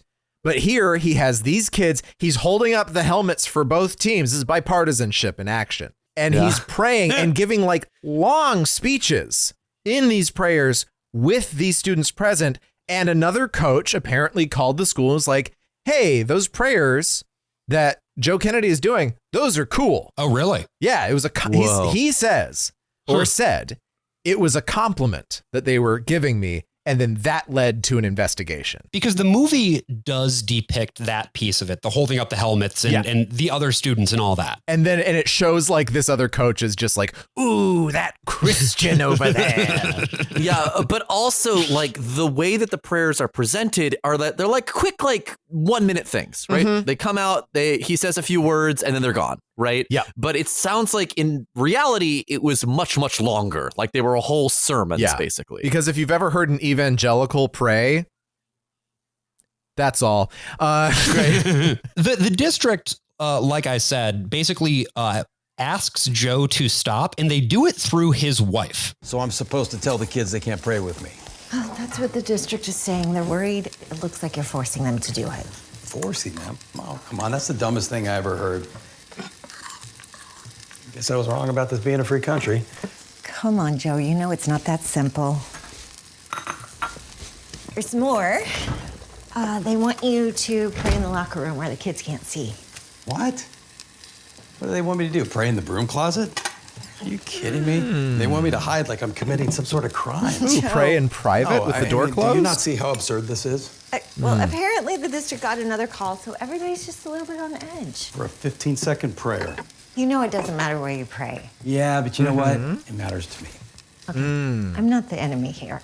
I get it. It's not fair. Nobody cared for years. Now they do. This is what the district, as your employer, is asking you. Joe? Joe, I'm talking to you. What are you doing? I'm praying. He went into the pantry. This is a goof that he's doing. He's like, oh, I should go in private into a closet, close a door, and pray by myself. This reminds me of a Bible verse. Yeah, I'm going to read a little bit of advice by a guy named Josh. Josh Christ, yeah. And when you pray, do not be like the hypocrites, for they love to pray, standing in the synagogues and on the street corners to be seen by everyone. Truly, I tell you, they have received their reward in full. But when you pray, go into your room, close the door, and pray to your Father, for he is unseen. Then your Father who sees what is done in secret will reward you. This is a little ambiguous, right? It's a little hard to tell. Yeah, it's the really point hard to that he's say trying to make here. Yeah. If you do what could he prayer have as a meant? self-aggrandizing act, if you want to build a brand, perhaps even an entire income based on public prayer, well, God's okay with that, right? Because he loves America. Yeah. So anything America says is good, God must also immediately support. Yeah. What makes this really interesting as a Christian command is that, like, this is one that people have debated for years because Christians like to do exactly the thing that is being condemned here. There's a lot of like an attempt at controlling the way that this religion will form in the Gospels, right? There's a lot of like, this is how we're going to set up. This is how we're going to be different from everyone else. And also the world's going to end in like 30 years. So don't worry about it.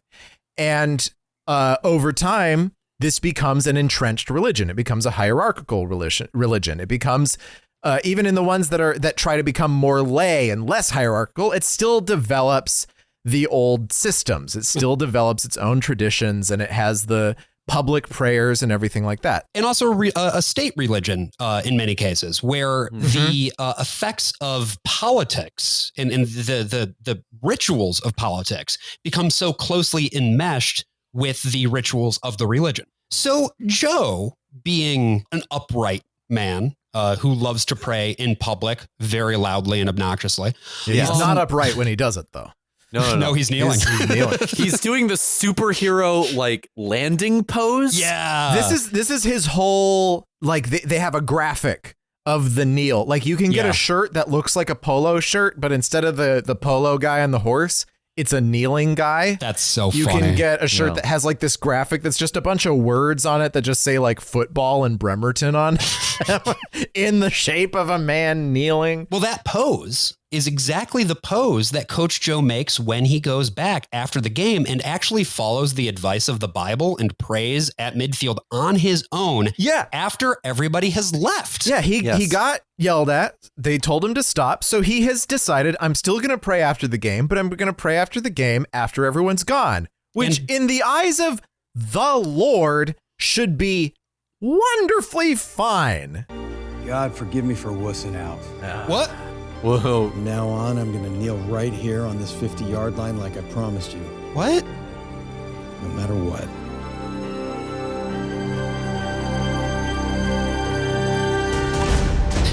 And then all the lights go out and he's like, that's a sign from God, and not like the pimply teenager who flipped a switch. Yeah, but also the sign is it's turning off the light. Right, for the light you. should turn it's on. A bad sign. And we already know that Joe lies about like the fireworks showing up or him having he underwears. Yeah, and honestly, if they had cut back to the wife being like, and that part was true, then but she it would wasn't have at least there. been She a can't tell payoff. you. That's true. She doesn't know. But like, but this also plays into part of the defense that Joe's lawyers put into this, which is, well, when the game is done, I'm clocked out. I'm not on the job anymore. I'm still dressed as a coach. I still have my team there that I'm coaching. I'm still like on the fucking field, and the whole crowd is still there. The marching band hasn't even packed up their sousaphones. But no, I'm off the clock. I'm doing this totally legally by praying after the game, not counting the fact that he also prayed before the game. He prayed in the locker room with the boy. Like, it's all this other shit. And who, you know, who amongst us has not been at a restaurant near closing time? And right when it like ticks over into closing time, the wait staff just starts like dunking their junk in like coffee cups and shit. Like, yeah, you know, because like, that's how they pray. That's their religion. That is their religion. Two balls in a cup. 1 month of good luck. Yeah. Oh, there you go. That's actually where the kneel started. It's an old Presbyterian tradition. Okay. Yes, for because those teabagging, Scotsmen, they loved just sticking their nuts in warm water at the end of the night. So I've they were in the kilts, you know, they just lift up the kilt. Aroma, yeah. I've talked about how this is an uncle movie, and the next moment that happens here is one of the most uncle movie coded things in the entire movie, which Something is for the unks. Average Joe goes on Facebook and posts, "I think I might be fired for praying." Yes, and also very specifically not Facebook, but an app called Friends.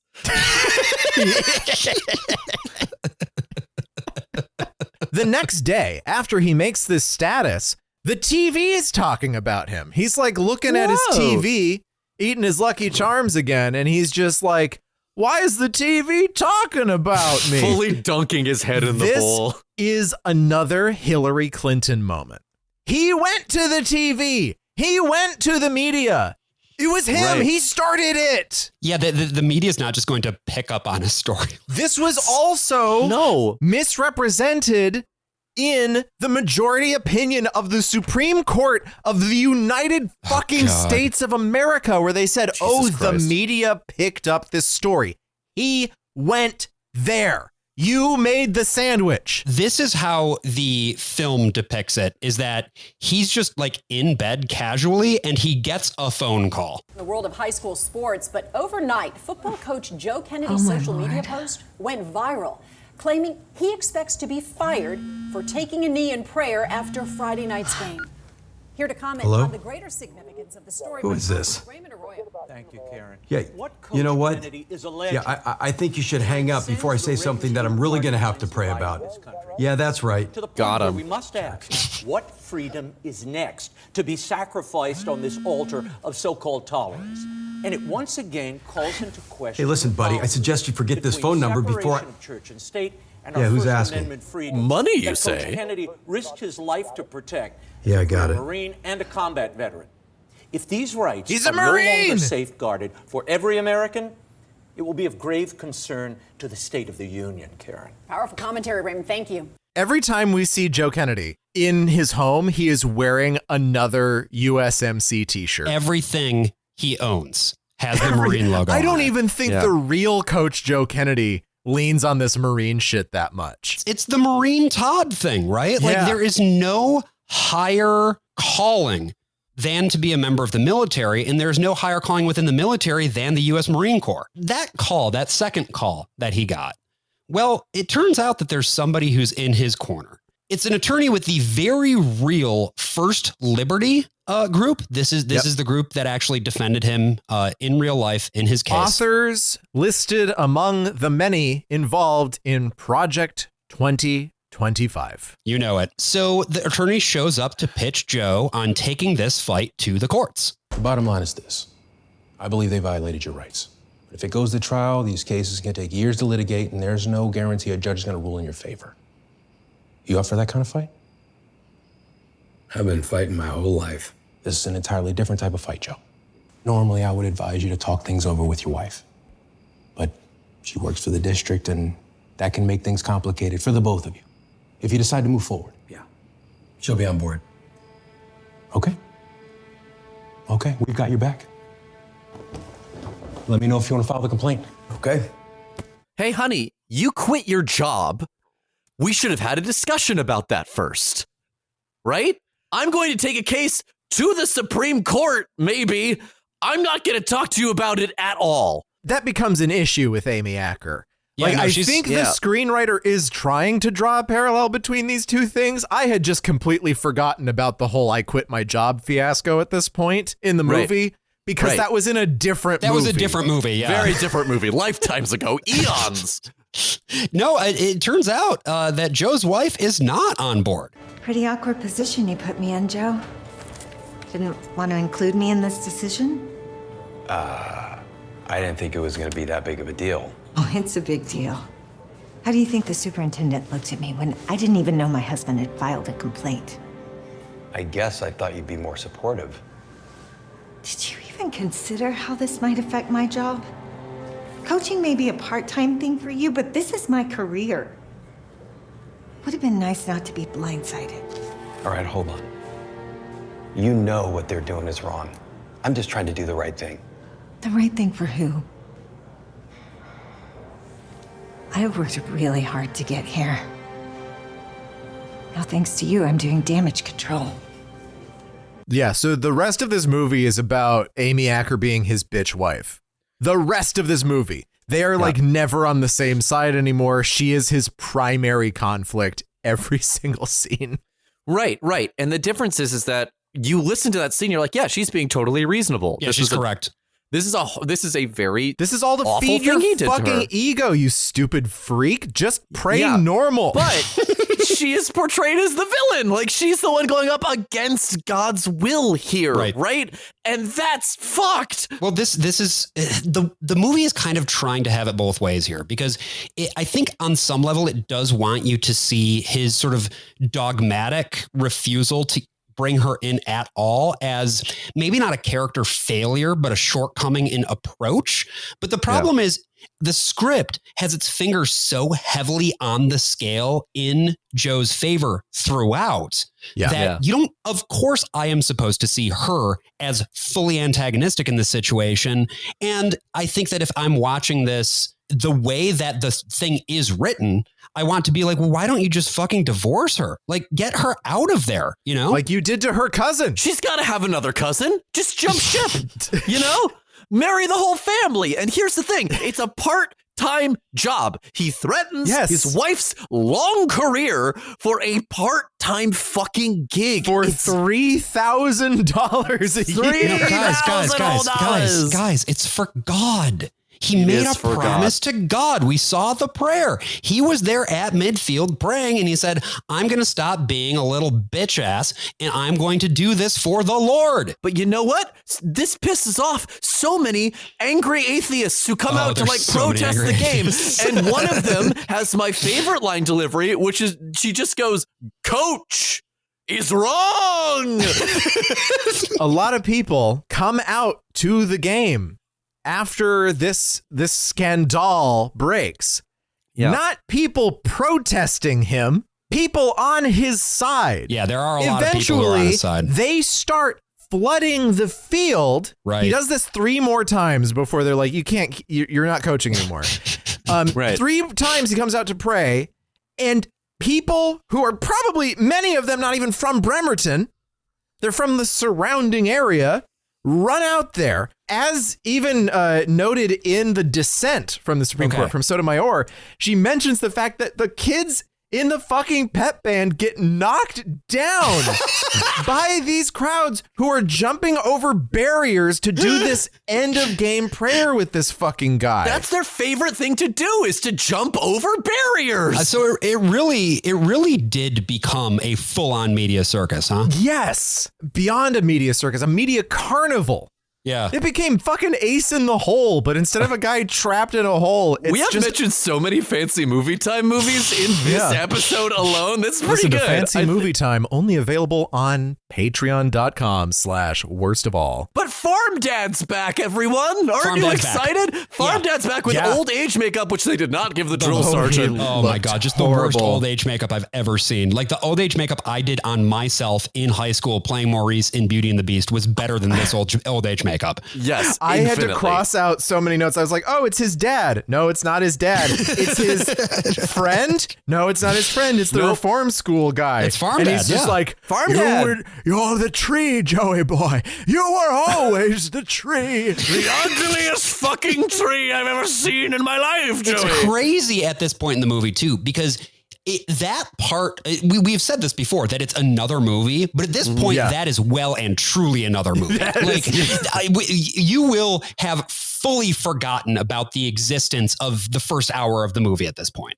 But all of this just adds further fuel to the fire. Yeah. Joe has to do it because he's the tree or whatever. And then he gets fired by his wife.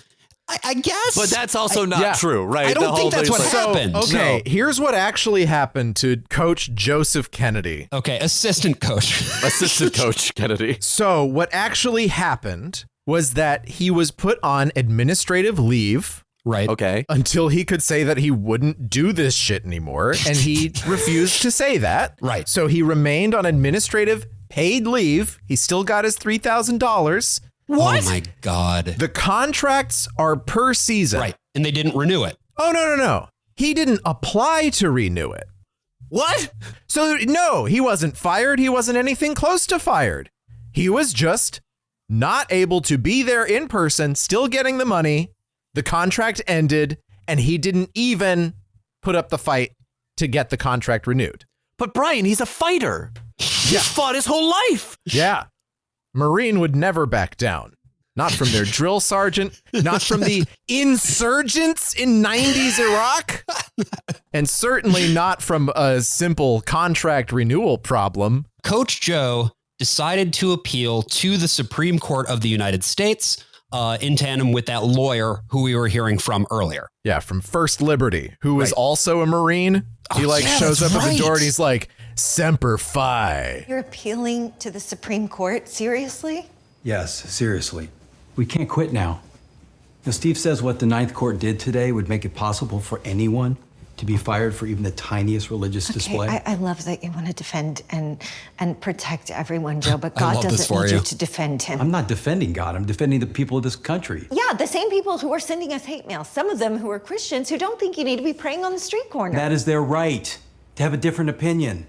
And like it or not, I am fighting for those people too. I need to finish this. Well, I hope it's worth it. So some of the complainants in this case against Joe Kennedy, right? The people who are then represented by Americans United, which is the short name of Americans United for the Separation of Church and State, another legal pressure group kind of thing, just like First Liberty, but in the other direction, are parents of the kids on the team. Oh, once again, in the majority opinion for the Supreme Court of the entire United States of America, I should point out. Those United States? All of them? Dismisses that testimony as hearsay. The testimony of the parents of the kids on the football team who themselves say that they felt pressured to participate in prayer, right? There is a reason that we have this barrier on religious speech or other kinds of speech on people who are working from a position in the government. Right. Because then you are no longer simply acting as an individual. You are enacting your will in some way as a representative of the government, whether that's a local government, a state government, a federal government. And of course, the right wing is fully aware of this because this is the basis where they're trying to get rid of people currently working in the federal government right now at the beginning of 2025. It's just that the things that they're trying to get rid of people for is not evangelical Christianity. So this very principle of freedom is well understood, but is going to be judged selectively. I think that's where the next scene really shows the movie's hand. This scene happens after Joe gets on his computer and gets in a chat fight. Again, great movie for uncles, this one. Yes. It's a guy named Thomas who says, you Christians are all the same, not happy unless everyone believes like you do. To which Joe says, that's not it at all. Thomas says, you just want to ram God down people's throats. Notably, God not capitalized here. Yep. Joe says, how about instead of trolling me, we have a real conversation? Let's meet face to face and talk about it. And that's exactly what happens. Yeah. Joe meets up with this guy, Thomas, at a local diner. Now, I had to edit this clip down a lot, and it still is going to feel too long. I'm just going to say that right now. You're like Peter. Peter who? Peter the Apostle? Oh, right. I'm not much of a biblical scholar. That's all right. It's okay. 3-year-olds know Let me this. put it another way. If Jesus were Batman, Peter B is Robin. What? Got it. When Jesus was arrested, they asked Peter 3 times if he knew Jesus. All 3 times he denied knowing him. You were asked 3 times by the school district to stop praying. But instead of denying your faith, you did what Peter couldn't do. You stood by what you believed. Aren't you mad at him? Face the consequences. What happened here? Yeah. You know, you say you don't believe in God, but you sure know a lot about the Bible. Get him, Coach Joe. A lot of people were raised as Christians, but get turned off by bad experience. Why did he deliver that line that way? Yeah, it's unfortunate, but I understand.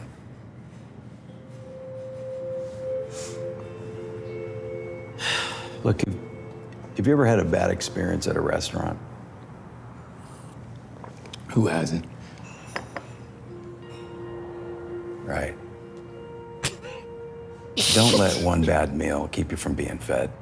Joe makes it really clear earlier in the conversation that he doesn't want to proselytize to the kids or to anyone ever. Right. And then proselytizes at the end. It's actually got a couple of IMDb reviewers really mad. They're like, but Jesus is the whole point. We want to make people Christian. But again, I think this is a true thing about Joe. I think he doesn't want other people to become Christian. even though he believes that becoming Christian would be good for you and your immortal soul, because again, this is all just about Joe. It just makes him special. Just about this one man's insane ego. I would like to unpack a lot in this because there's so much to unpack. First of all, it's a wild scene. First of all, Peter is the Robin to Jesus's Batman in that his belief in him ultimately got him killed. So I'll give him credit where credit's due. That's fine. But to compare a bad meal at a restaurant to one bad experience at church, which it is implied here, I think, maybe this is just my Catholic mind, that like this was a priest touching a kid. That was the bad experience. The way he looks off in the distance, it seems very traumatizing like to me. Like a single bad experience instead of just the bad experience of being raised in this. Yes, yes. And so to go to a person who has undergone that and to tell them, well, yeah, but like, it's like getting a bad meal at a restaurant. You don't like starve then. It's like, I don't know.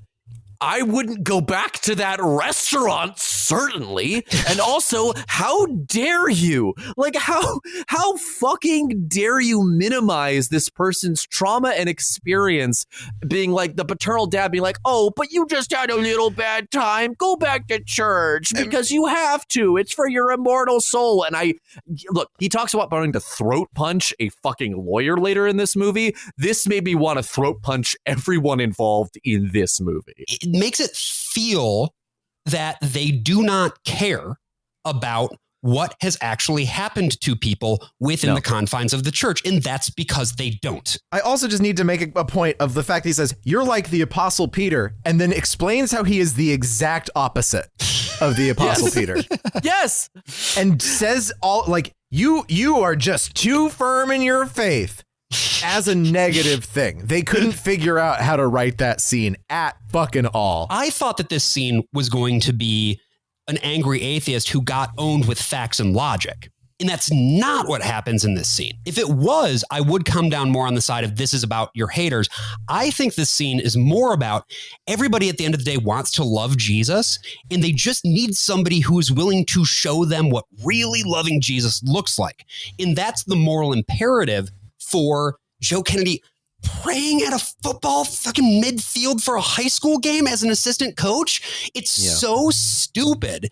And at the end of the day, it's not really about that interpersonal relationship. It's about power and the accumulation of power. But, you know, they still need to present it in a way that is going to resonate with your average evangelical. And I think that this is supposed to be very emotionally compelling. Yeah, I think also this is a very small point, but the atheist takes his coffee with cream, whereas Joe just drinks it straight black. And I think there's like a sort of masculinity thing there too, where it's just like, look at this cuck with his cream. The way that he presents it as like, you can believe in God or Allah or unicorns, right, is the way that he presents his argument at the top of it. And the order of that means something. It's like in increasing ridiculousness, right? The whole thing, I feel, if not I think it's intentional. I think it is intentionally crafted to like give dog whistles to the audience about who is in the right here and what he's secretly trying to say underneath the school. Like, oh yeah, we're saying this for like the non-Christians in the audience, but you know what we're actually saying here. And I mean, the rest of this movie, like that's the last scene that feels like it has any real originality or craft to it. Yeah. The rest of this is mostly it's not falling action exactly, but it's just what has happened. One thing that happens is that Joe falls down the stairs outside of his house. And this is what prompts, I wouldn't call it a reconciliation exactly between him and his wife, but it's not that. Joe, are you okay? Yeah. What happened? Joe. I can't stop. I promised God that if he'd heal our marriage, that I would do whatever he asked. And making this stand is what he's asked of me. And it should have been our decision from the start, not just mine. And I never meant to hurt you. Hope you can forgive me for that. Because I can't do it without you.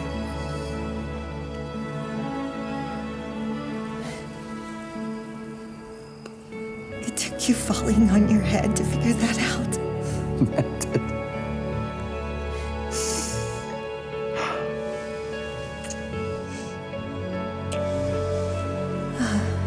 I love you. So that's supposed to put a bow on that. The conflict is settled. They did it.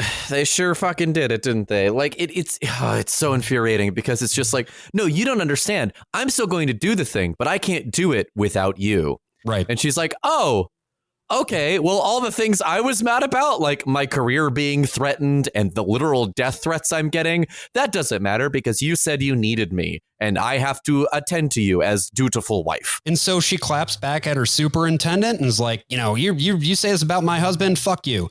And now we're back in the present day, I guess, because we've just received word that Joe has gotten a phone call that the Supreme Court is going to hear the case. And he runs into the frame of an active interview and is like, they're going to do it. Yay. Yeah, his wife is being interviewed by herself, which does not happen anywhere in the movie. They're always just being interviewed in the same spot together when he runs in and is like, yeah, we're going to the Supreme Court. But what's weird is we also see the shot of him getting the news, and it's shot in the same way as everything else that's supposed to be flashbacks. So this completely breaks the frame. Well, it's just that it's not documentary. Everything else is shot one way, and then the documentary is shot a different way. So we get to the Supreme Court, and Joe and Denise ascend the stairs hand in hand. We're very much not in Washington, D.C. We are in front of a green screen. They have hired 5 extras to hold signs in front of the Supreme Court, and they have hired a sound library that has the sounds of about 1,000 people shouting in protest. I believe that there weren't even 5 people probably when this court case happened. Yeah, no. Hey, Coach.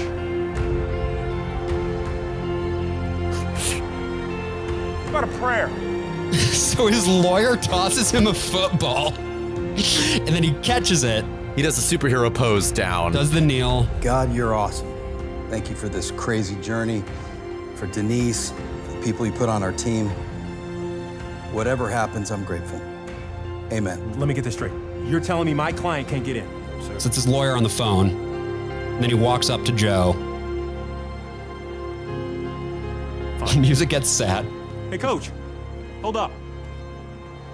COVID restrictions. They're only allowing key personnel inside. Joe looks down the barrel of the camera like, boo. That's it. Every time that he has a reaction to something, they say it explicitly. And here in evangelical world, they don't even know what comment they want to make of it because COVID can't exist anymore for anyone except for Joe Rogan. And so everybody has to dance around it. They want to make a snarky comment about COVID, but they don't know what that's even supposed to be in 2024 when this movie comes out. So instead, he just looks at the camera to be like, those crazy somebodies. Right. Yeah. And then you have press members walking behind and you hear them say press because it's like they're important. Yeah. They make it so that it's like, well, I couldn't be in the court, so I have no idea what went on. The court live streamed all of the oral arguments. Yeah. That's on you, buddy. I mean, in a big piece of why they were doing arguments this way is that Ruth Bader Ginsburg died of COVID. Yeah, these people are fucking old. This was April of 2022 where it actually had relaxed just about everything. But I guess this, I couldn't actually find a case where this was true, but I don't think they'd make this joke if it wasn't, because it was April 2022. The only guidance that I found was something involving how the lawyers had to get a PCR test that morning. Otherwise, they'd have to do a phone conference. Because the thing is, you can so clearly tell at this point that they don't know how they want to tell the story. Yeah, they include too many details. They include the fact that the Supreme Court doesn't take it and then later does take it because of some finagling, but they don't know how they want to get any of that information across. Yeah, instead what they do is they just then cut directly back to Joe's house where he and all his attorneys are camped out. Now, as presented in the movie, this is still his house up in Washington. By this point, he had moved to and been living in Sarasota, Florida for a number of years. Yeah, one of the main movements that Americans United had to get this dismissed was because the suit matters, right? What the case is actually about matters. Right. And it's to get his job back. But That can't be argued if the plaintiff does not want his job back. Right. Which he didn't want back because he didn't live in Washington anymore. Yeah, he didn't just buy a second house. He fucking moved. He moved. He had family down there. There's this whole other a long time in Florida. And this case is going, they're like, yeah, this is moot. There's no reason for him to get the job back because he's not going to do the job. And the Supreme Court was like, well, that's ridiculous. And also, fuck you. It doesn't matter. It does not fucking matter. This is all part of the theatricality. This is all part of the charade that we are pulling off with this fucking bullshit case. And the way that the movie presents it, they're just all sitting in his kitchen waiting for the decision to come down, and it comes down. Okay, Lord, your will be done. The Supreme Court rules 6-3 in favor of praying coach. Joe, you won. We won? Yes, we won! No! That's what he just said. We won! This does a flashback montage to every point in Joe's life up until this moment. It's all been leading to this. For such rights, respect for religious expressions is indispensable to life in a free and diverse republic. Here, a government entity sought to punish an individual for engaging in a personal religious observance. Based on the mistaken view it has the duty to suppress religious observances, even as it allows comparable secular speech. The Constitution neither mandates nor tolerates that kind of discrimination. Mr. Kennedy is entitled to summary judgment on his religious exercise and free speech claims. You did it, Joe. We did it, Joe. We did it. We did it, Joe. This is not when you do the montage of his whole life. You do it the moment that he first prays to save his marriage, right? Where he first learns how, or the first time he prays on the field, or the first time he prays in defiance. You don't do it at the point where he's sitting at his table and the decision got made, because that's about everyone else. It's not about him. Right. And the reason it's not about him is because he doesn't fucking want the job back. Right. And he fucking just takes a 2-week vacation, basically, back to Washington, goes on the news, bitches about how he doesn't want the job back, goes to one game, kneels and prays at the end of the game, walks off the field, and quits. None of that, of course, is depicted in the movie. No, because he's dishonest. He is a liar. Yes. He is a self-aggrandizing piece of shit who just wants to sell his book and sell his movie and sell his fucking speaking tour, because that's all he's ever going to be fucking good for the rest of his fucking life. Brian, have you considered that he's also very good at eating what might be the most disgusting piece of pizza I've ever seen in my life? It's got Lucky Charms on it. And wet ruffles. It's Pucky Charms. And he has the audacity when he goes on the news to have his lawyer also be like, well, they weren't really treating him very well. They didn't give him the, any of the paperwork, any of the stuff that you need for the game, because all the other coaches knew that this was a hawking fucking piece of goddamn shit. This was all just complete bullshit for him to just stand on the field, do his stupid fucking thing, and continue selling his book. That's all this was ever about. And the other assistant coaches, after he started his media campaign against this school, they started getting death threats so severe that among the 5 assistant coaches that worked for that team, 3 of them left. 3 of them quit because of the constant threats that they were getting from the American right wing. So wait, you're telling me that also that's another thing that we hadn't talked about. So he was an assistant coach alongside 4 other assistant coaches? Alongside 4 or 5. There were 5 others. Jesus and I don't know if those were just Christ. others from the following season. But he was the most important one. He was the most important one. Joe. He was worth all of those 3,000. He also, apparently the stipend when he came back was $5,000. It went up quite a lot because of the other thing about this case that we should mention is that in order to settle everything else, the school paid out $1.7 million. Yeah, and they just lost an appeal where they tried to get their insurance to cover more of it than it did, I guess. Like, this is coming straight from the school and straight from all of those wonderful African-American kids that he wanted to help so much and buy them shoes. I'm glad he really went out of his way to protect the kids by taking all of their money and ensuring that they won't have extracurriculars. I think that is, at the end of this movie, he compares himself to William Wallace in a way that just made me go, what the fuck are we even doing here anymore? He's just wearing the ugliest shirt I've ever seen. I don't know what that that costume piece was. And it's It like, was awful. well, we gonna make this into a movie someday? And it's like, oh, I don't know, maybe. For Joe Kennedy, he genuinely believes that all of this was about him. Yes. But it wasn't. Like, that's the other thing. This movie did not get made for him. No. This movie got made as a piece of propaganda to give marching orders to the evangelical Christian right. And this is made explicit at the very, very end. After the credits have started rolling, there is a post-credit sequence where Joe Kennedy shows up and introduces Willie Robertson of Duck Dynasty fame, who really spells it out for you in case you fucking missed it. Hey everyone, I'm the real Joe Kennedy. If you're like me and don't understand all that legal mumbo jumbo, my buddy Willie Robertson's going to explain how important it was to overturn the Lemon case. Hey y'all, here's the deal with Lemon. In 1971, the Supreme Court completely stacked the deck against anything religious appearing in public. Monuments, prayer, certain religious attire, everything was on the chopping block, simply at a judge's whim. Because of Lemon, any judge could rule that a public display of religion was unconstitutional simply because they wanted to. It created a hostile environment to religion nationwide. What Coach Kennedy did, and what the government might not want you to realize, is that Lemon is now as dead as a duck when it falls in the decoys, which means you now have more religious freedom than you've had in the last 50 years. Where nativity scenes and menorahs were removed, they can come back out.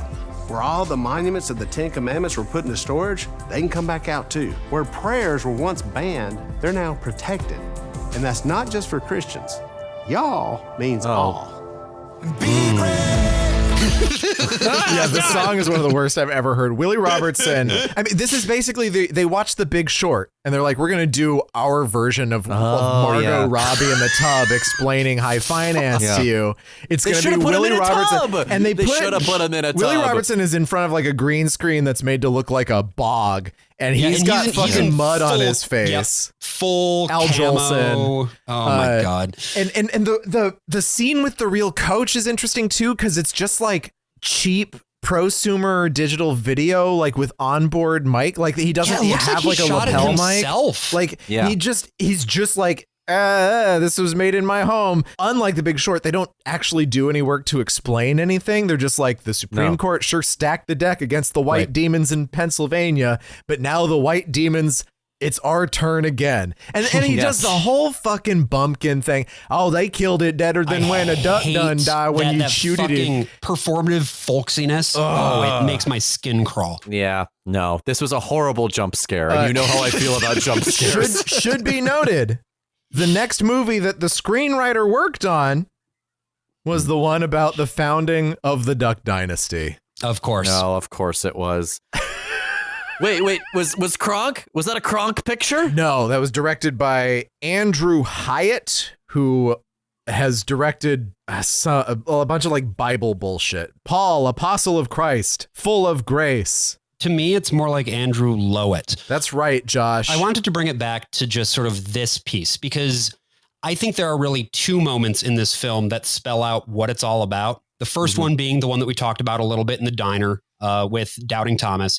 And this is the second one. It's not just a branding exercise for Willie Robertson, although it very much is that. Yeah. It's also an opportunity to make explicit what up until this point has been implicit if you're a fucking idiot. Yeah. And most of the people watching this movie will be. I realize that maybe on some level that sounds mean and condescending and good, because that's what I'm going for. Yeah. Some of you are just worse people than us, and worse people than our beautiful listeners. And this is all part of like a signaling campaign. Okay, you want like, pedophile Roy Moore, put those 10 commandments out in the courtroom. Put those 10 commandments out in the courtroom. If you're a coach, get all of your kids to pray with you and fuck them up if they don't. Right? That's right. Put everything everywhere all the time. There's a parallel to this, a social parallel, not a legal parallel, to the people who constantly shout Christ is king.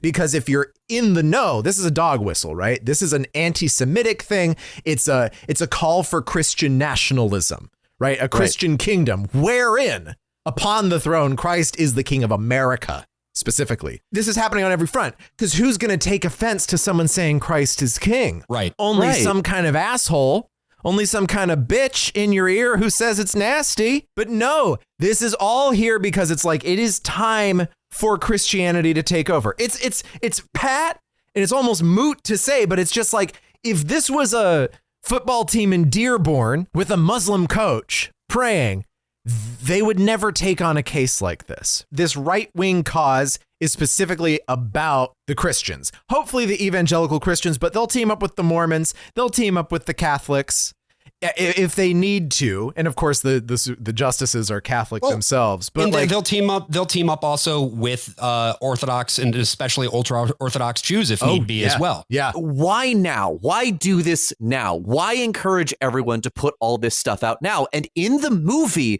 they reveal it because Joe Kennedy himself says they basically gave me a roadmap. They denied my first case, so we're going to do a second round in it, but they told me how to do it right this time.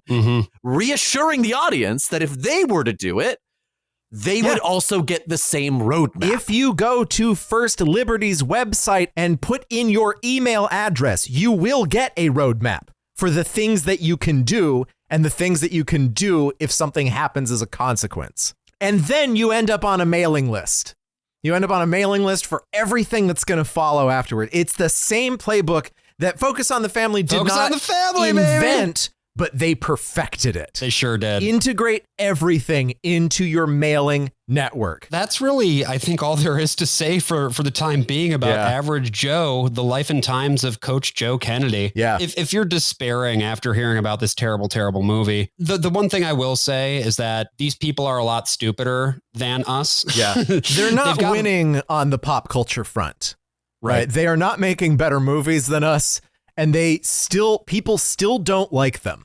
And it still drives them insane. We hope that this episode has given you some of the tools that you can use also when it comes to analyzing this type of media and talking about it.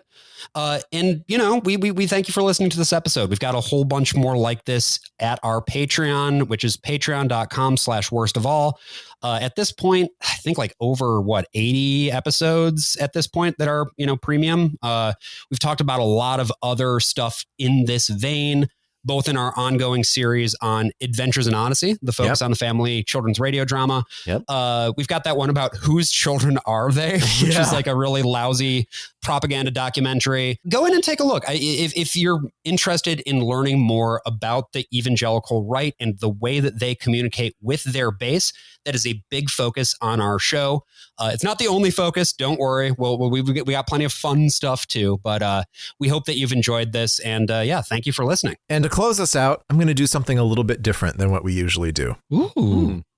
If you guys will kneel with me. Oh, yeah. All right. No. Dear God. Yep. Oh, boy. Creator God who is in heaven. Father God, we love you. Father God, thank you so much for letting us participate in the great American pastime that you handed down from Mount Sinai, which is podcasting. Football? Podcasting. Yeah. 10 Commandments were the first was made in their podcast. golden microphones, but you. And just like God, we thank you, Lord, for giving us the same ability where if anyone looks upon our face, they will die. But if they look upon our backs, they will glow. That is true. And we thank you again, Lord, for all of the teenagers in this country who have developed crippling cerebral injuries due to football. Because without them, who would listen to the podcasts? And Lord, we ask you that going forward, that you call thousands, maybe even hundreds of thousands of people to subscribe to us on Patreon. Patreon.com/worstofall. In Cool Voltaire's name, we pray. I'm the worst of all possible Brians. I'm the worst of all possible HAs. And I'm the worst of all possible Joshes. Amen. And see you next week.